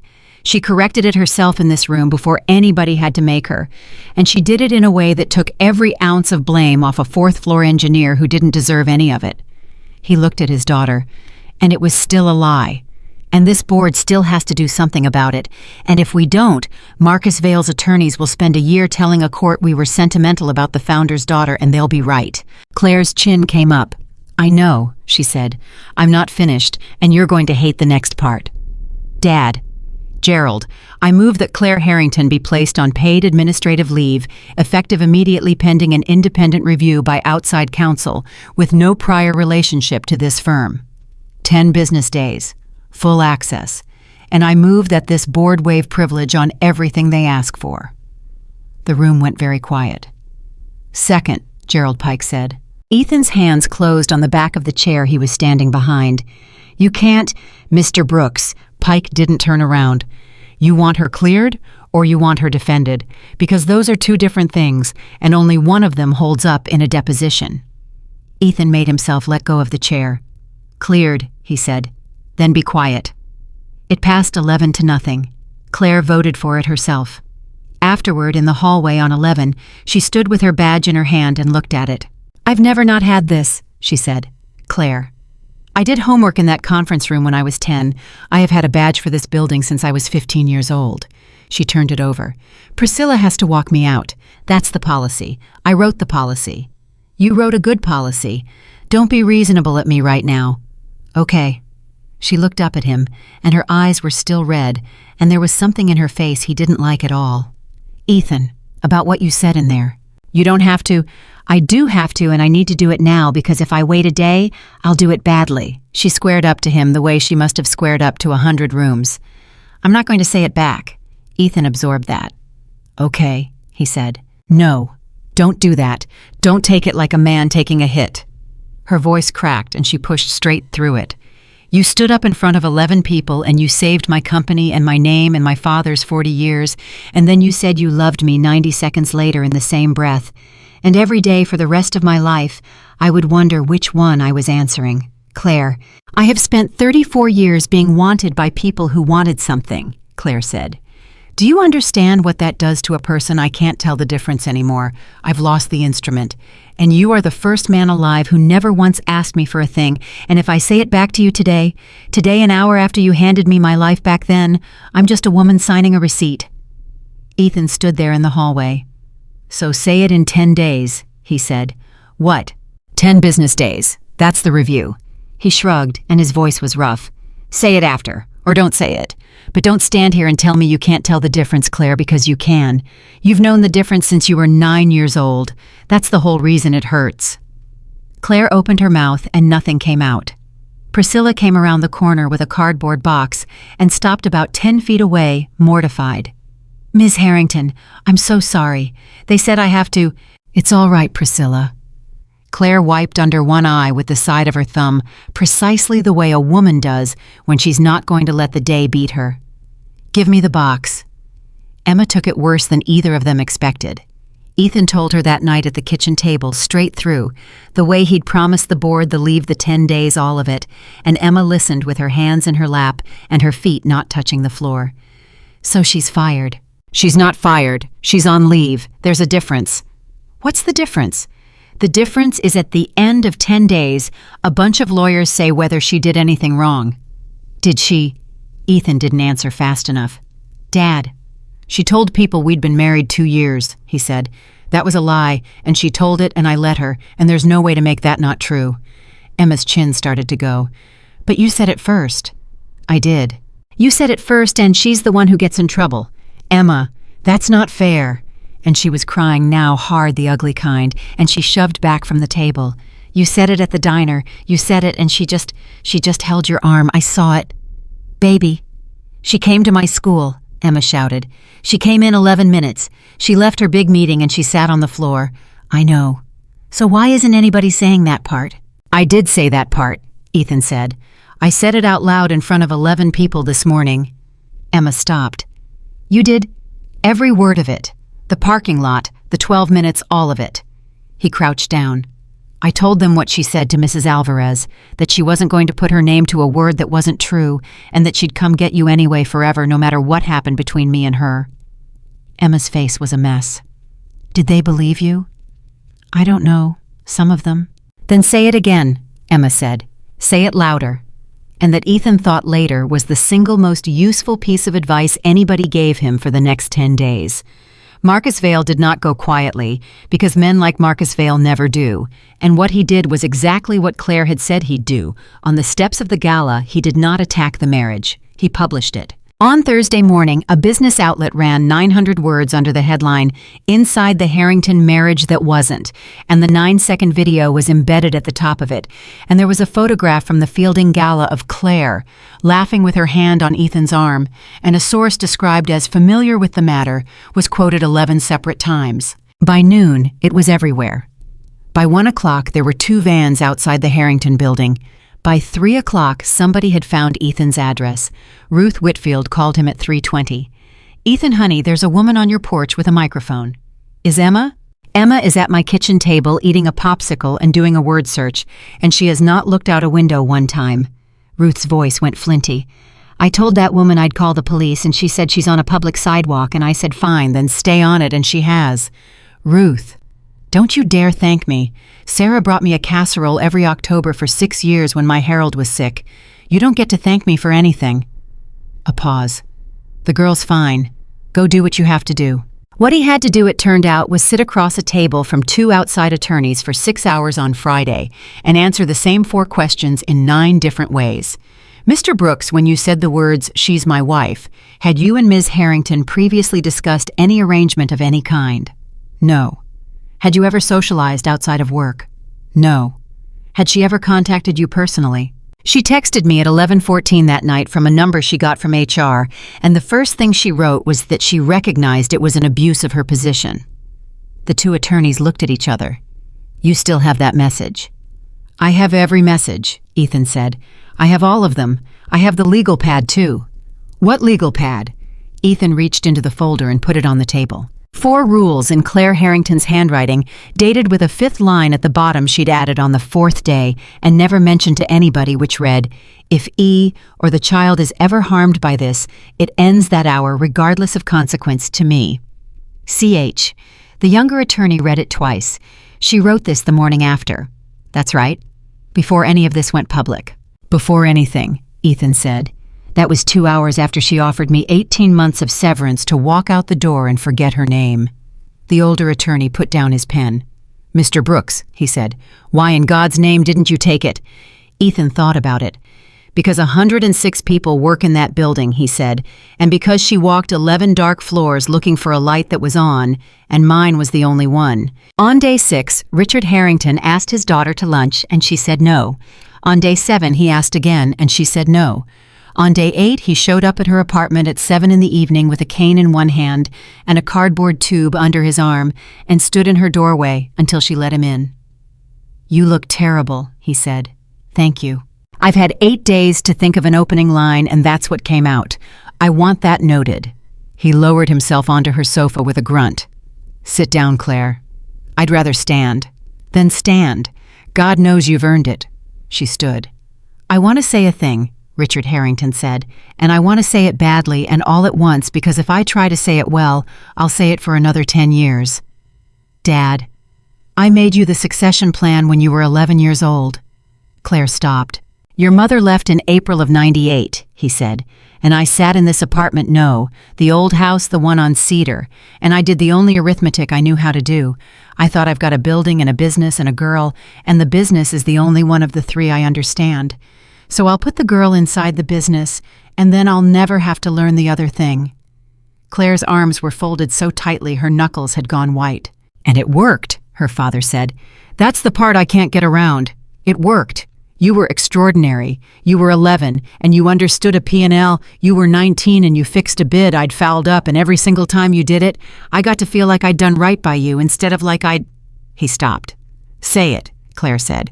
"Instead of like I'd hired my own daughter to be my company." The apartment was very quiet. "You asked me a question when you were 9, Richard Harrington said.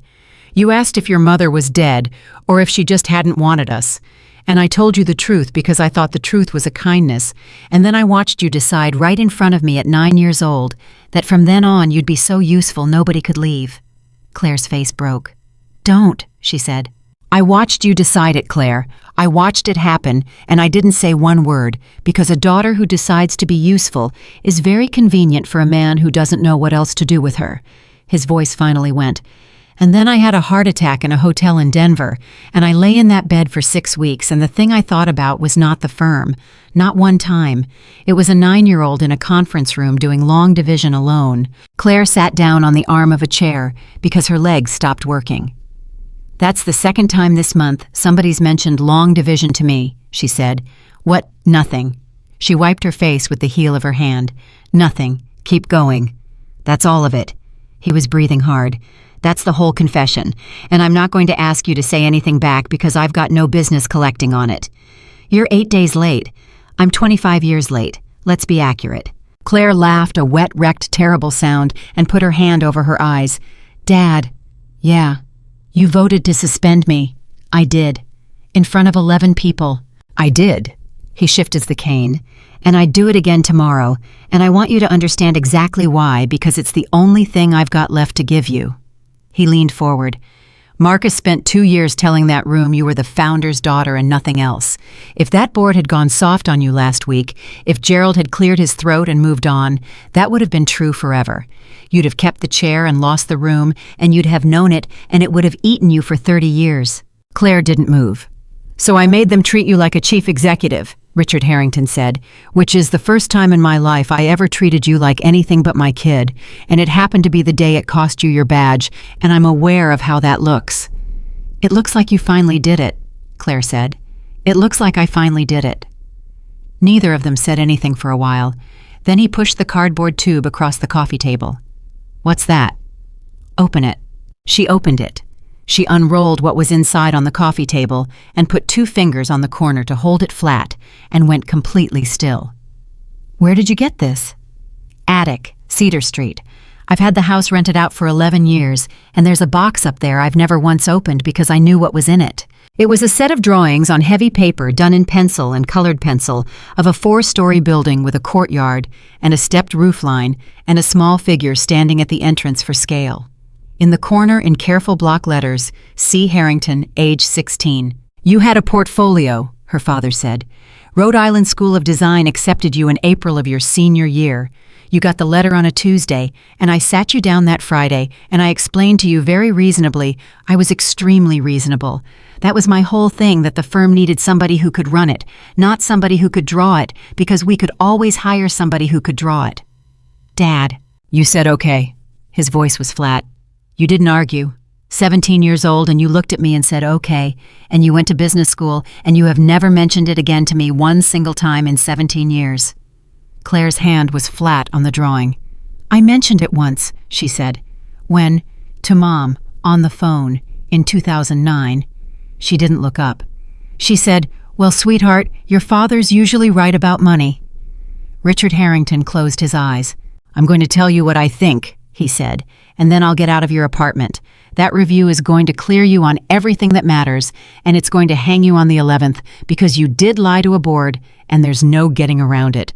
Gerald will offer you a censure and a reduction in authority and a public statement, and you'll keep the chair, and everybody will be very relieved.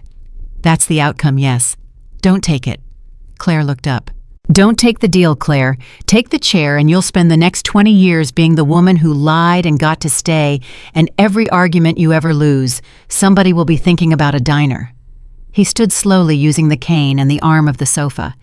You want to know what I'd do? I'd resign the chief executive's job on my own 2 feet before they can offer me a discount on it, and I'd take the drawing job, the one you were accepted for at 17. We call it a design studio now, and it's got 40 people in it, and it hasn't had a real head since Bernard died in 2016. That's a demotion. It is an enormous demotion, her father said. It's also the only thing I've ever heard you talk about in this room without your shoulders up around your ears. He got to the door and stopped. Also, it's not in the reporting line for structural, he said, which I'm told matters, though nobody in this family has ever had the decency to tell me about it directly. Dad, Claire, thank you for the drawings. Yeah, he said, and let himself out. The review came back on a Wednesday at 4:40 in the afternoon, and it was 41 pages long, and Gerald Pike read 3 sentences of it aloud in a boardroom with 14 people in it. Claire Harrington did not use company resources for personal benefit. Claire Harrington did not receive any financial gain from the represented relationship. Claire Harrington made a material misstatement to this board on the 11th and disclosed it herself unprompted within 7 days. That's it, Pike said. That's the whole finding. Everything else in here is about Vail, and that part goes to the U.S. Attorney's Office on Friday, whether we like it or not. He put the folder down. Claire, the Governance Committee has a motion. Formal censure, a reduction of your unilateral authority to the 2 million threshold, a public statement, and you keep the chair. It's got 7 votes, and I'll be the 8th. Claire stood up. I decline it, she said. Pike blinked. You decline the censure. I decline the seat. She put 1 page down on the table. That's my resignation as chief executive, effective at the close of this meeting. It's not conditional, and I'm not negotiating it. The room erupted. Pike had to knock on the table twice. Claire, sit down and think about... I've thought about it for 8 days on my sofa, Gerald, which is more consecutive thinking than I've done since 2018. Her voice was completely steady now. Here's my reasoning, and then you can vote on whatever you want. If I keep this chair, every good decision I make for the next 20 years gets an asterisk. Somebody in a room I'm not in will always say, well, that's the one who lied about the marriage. And they'll be right. And I'll spend 2 decades being careful instead of being good. That's pride talking. It's arithmetic. It's the same arithmetic Marcus ran on me for 2 years, and it worked because it was correct. She looked around the table. He was never wrong that a story beats an argument. He was only wrong about which story. Pike sat back. And what exactly do you propose to do instead? Because I'll tell you right now, this board is not accepting a resignation from the firm. Not after that document. The clients will read it as an admission. I'm not leaving the firm. Then what? I want the design studio, Claire said. Nobody spoke. 40 people. No P&L authority. No hiring authority outside the studio. No line into structural procurement or finance. She set down a 2nd page. Full org charts attached. I'd report to whoever you put in this chair, and I'd like it on the record that I'll be reporting to them for real, and if they tell me no on a project, I'll say yes, sir, and go do the work. Gerald Pike stared at her for a long moment. Your father put you up to this. My father gave me a cardboard tube, Claire said. I did the rest myself.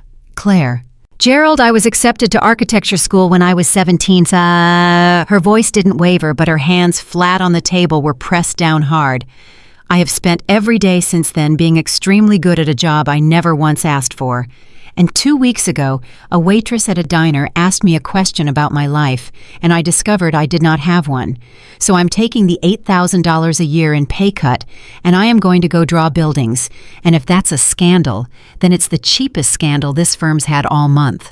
Somebody down the table laughed. Then Pike laughed once and rubbed his forehead. Motion to accept the resignation of the chief executive, he said, and to appoint her director of the design studio effective the same day with the reporting structure as attached. Second, said Richard Harrington. It carried 10-1. Claire abstained and then asked who the one was, and Pike said, me. Somebody in this room ought to be on the record saying it was a waste of a hell of a CEO. And Claire had to leave the room for a minute. Ethan was waiting in the lobby when she came down because Priscilla had texted him one word now, and he'd taken the stairs. She came out of the elevator with a box in her arms for the second time in 11 days. Claire, don't be nice to me. I've got about 4 minutes of composure left and I'm rationing it. I'm not being nice, I'm being nosy. What happened? I resigned. Ethan stopped walking. I resigned as chief executive, and I took the design studio, and I'm going to be drawing buildings for a living starting Monday, and I make $8,000 a year less than I did on Tuesday. She said it all in one breath.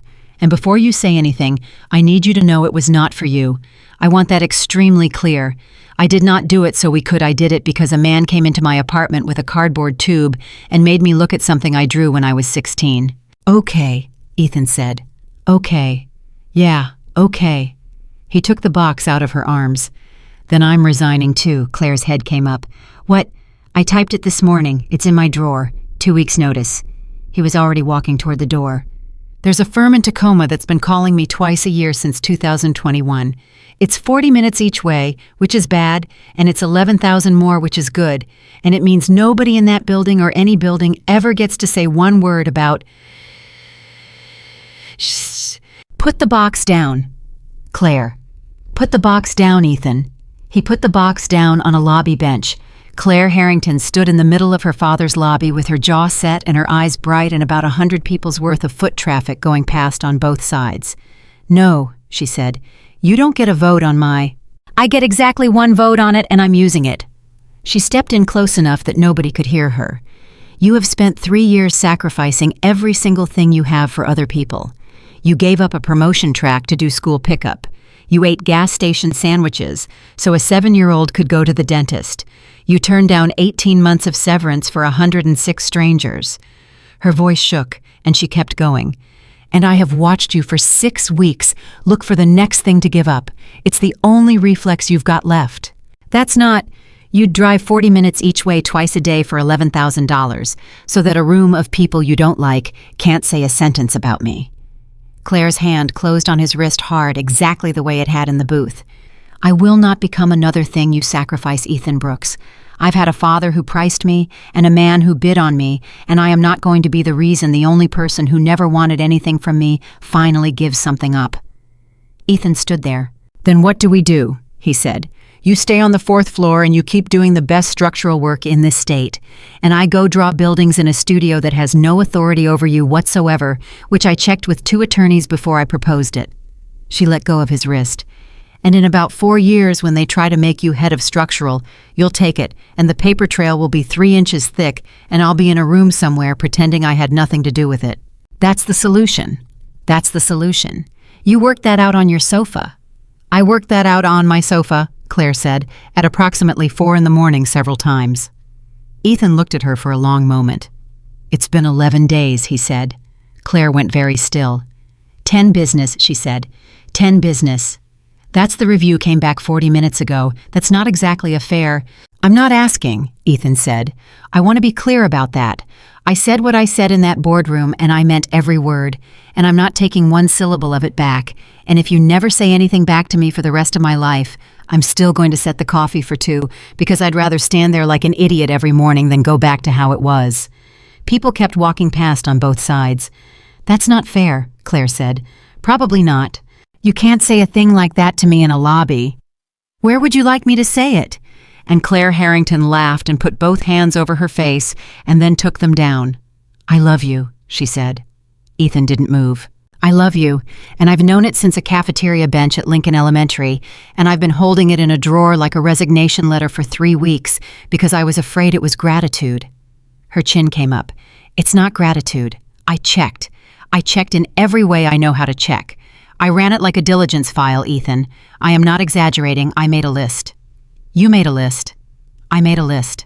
"Of course you did." "There were 11 items." 11. "The 11th one," Claire said, "was that I don't want the coffee. I don't even like your coffee. It's terrible. It's the same coffee Sarah made, isn't it? That's a pot.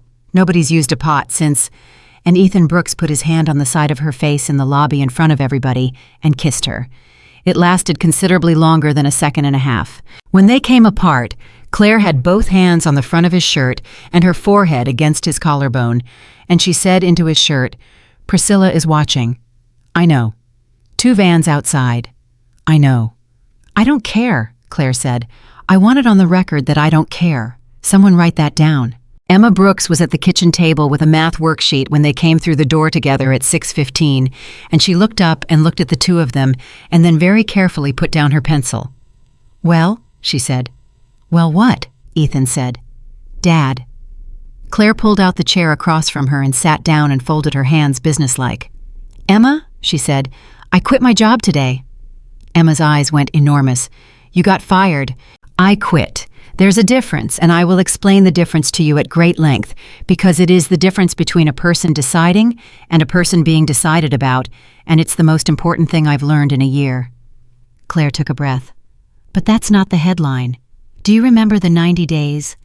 Emma's whole body went rigid. "Yeah," she said very small. "It's off." Claire put her hand flat on the table. "There's no countdown. There isn't a date. I'm not going anywhere at the end of anything, and I'd like to say the rest of this to you before I say it to anyone else, because you're the one who's been keeping score."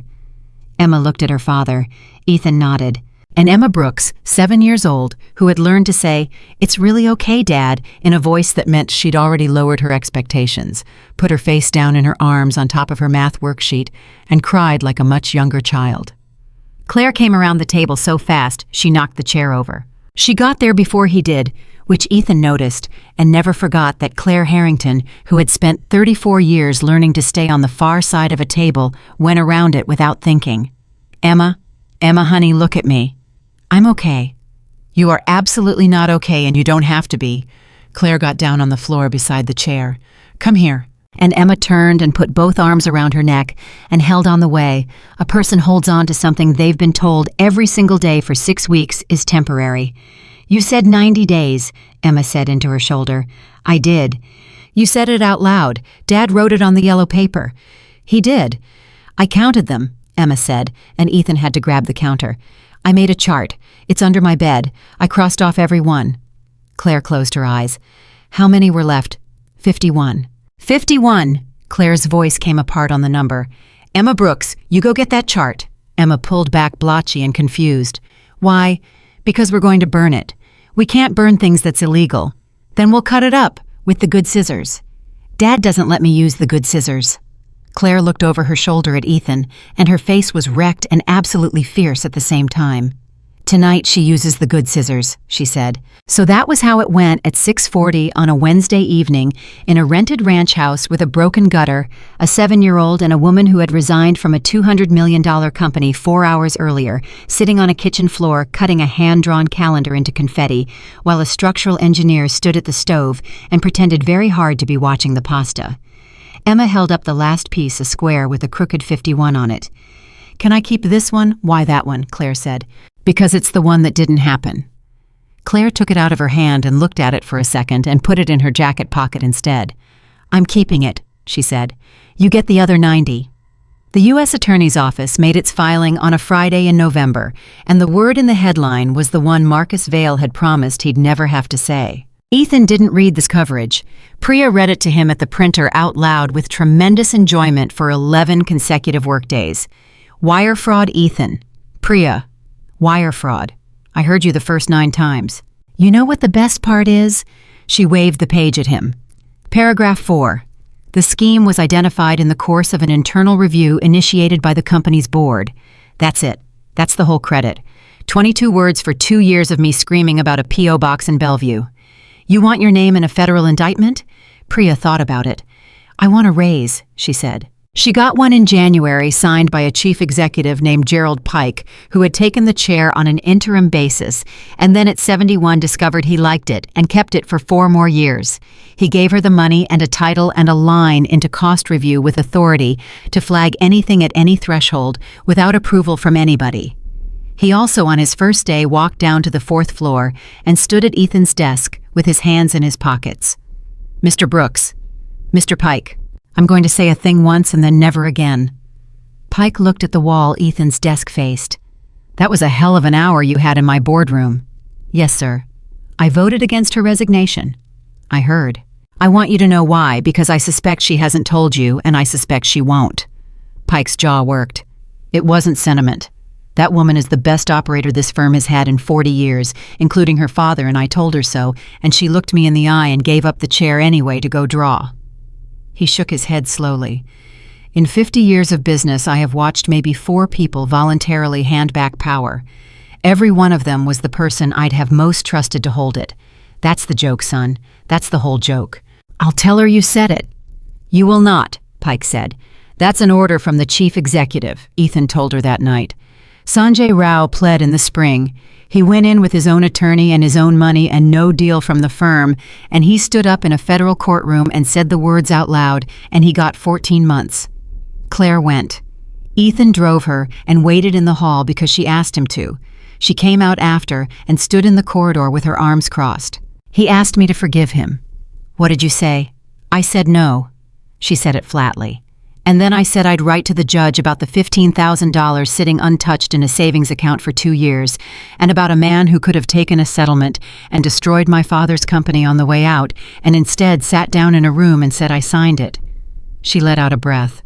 And he said thank you, and I said I hadn't forgiven him, and he said he knew. That's not nothing. It's not forgiveness.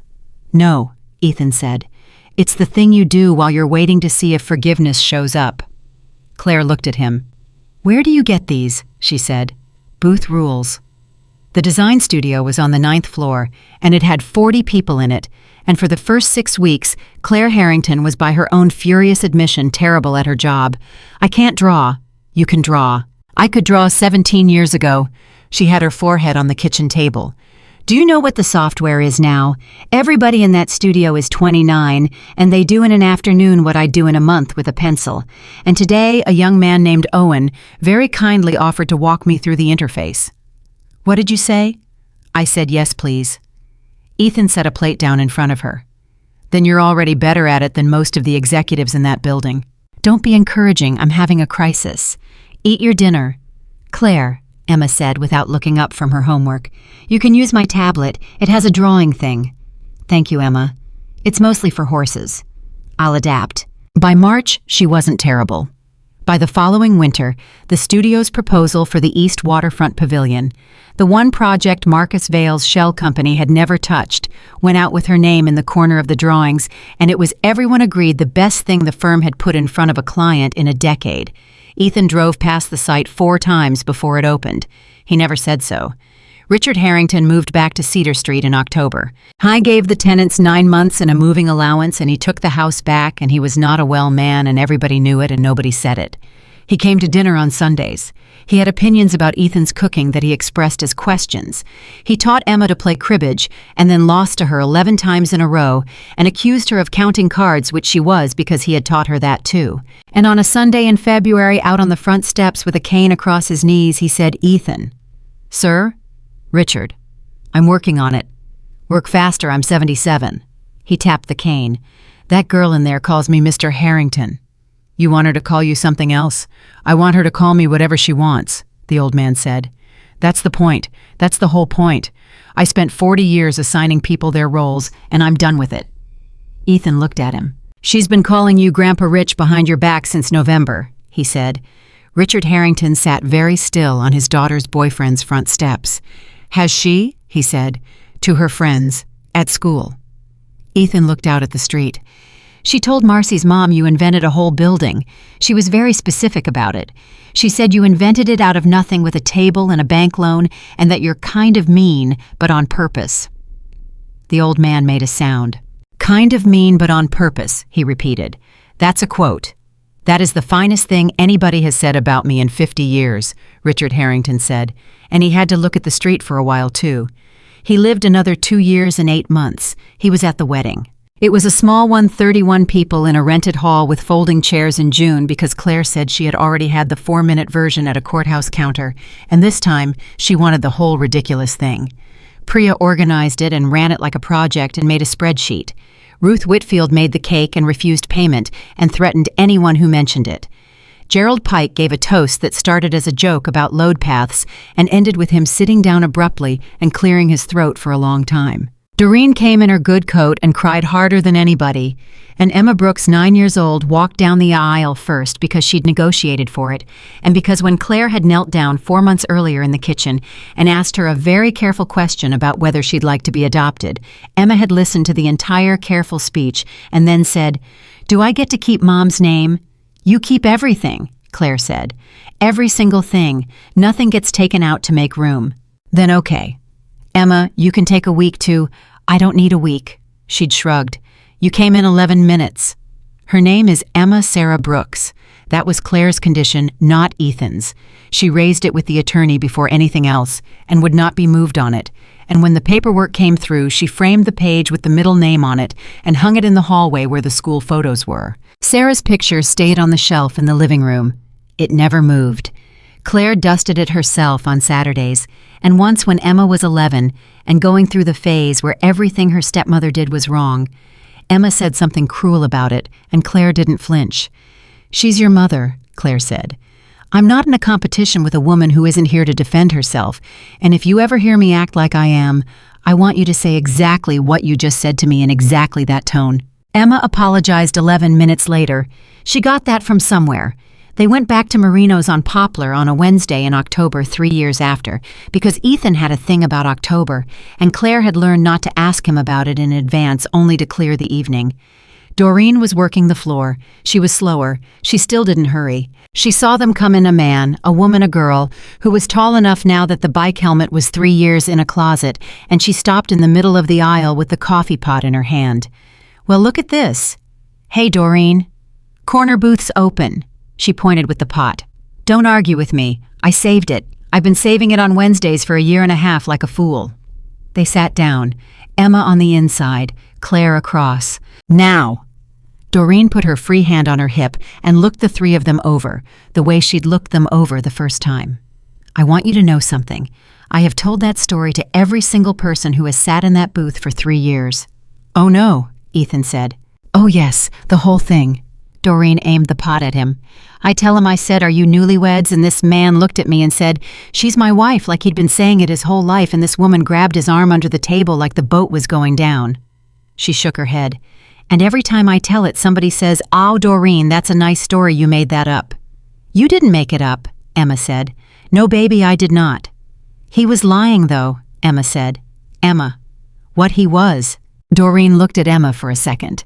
Then she started to laugh, and she had to put the pot down on the table. "Honey," she said, "I've been waitressing 38 years. I know what a lie sounds like." She wiped her eye with her wrist. "That man wasn't lying. He was just early." Nobody said anything for a moment. "I knew it," Doreen said, straightening up. "That's what I always say at the end. I say I knew there was something real about those two. I knew it the second I walked up to that table. Pie's coming. Don't fight me on the pie." She went off toward the kitchen.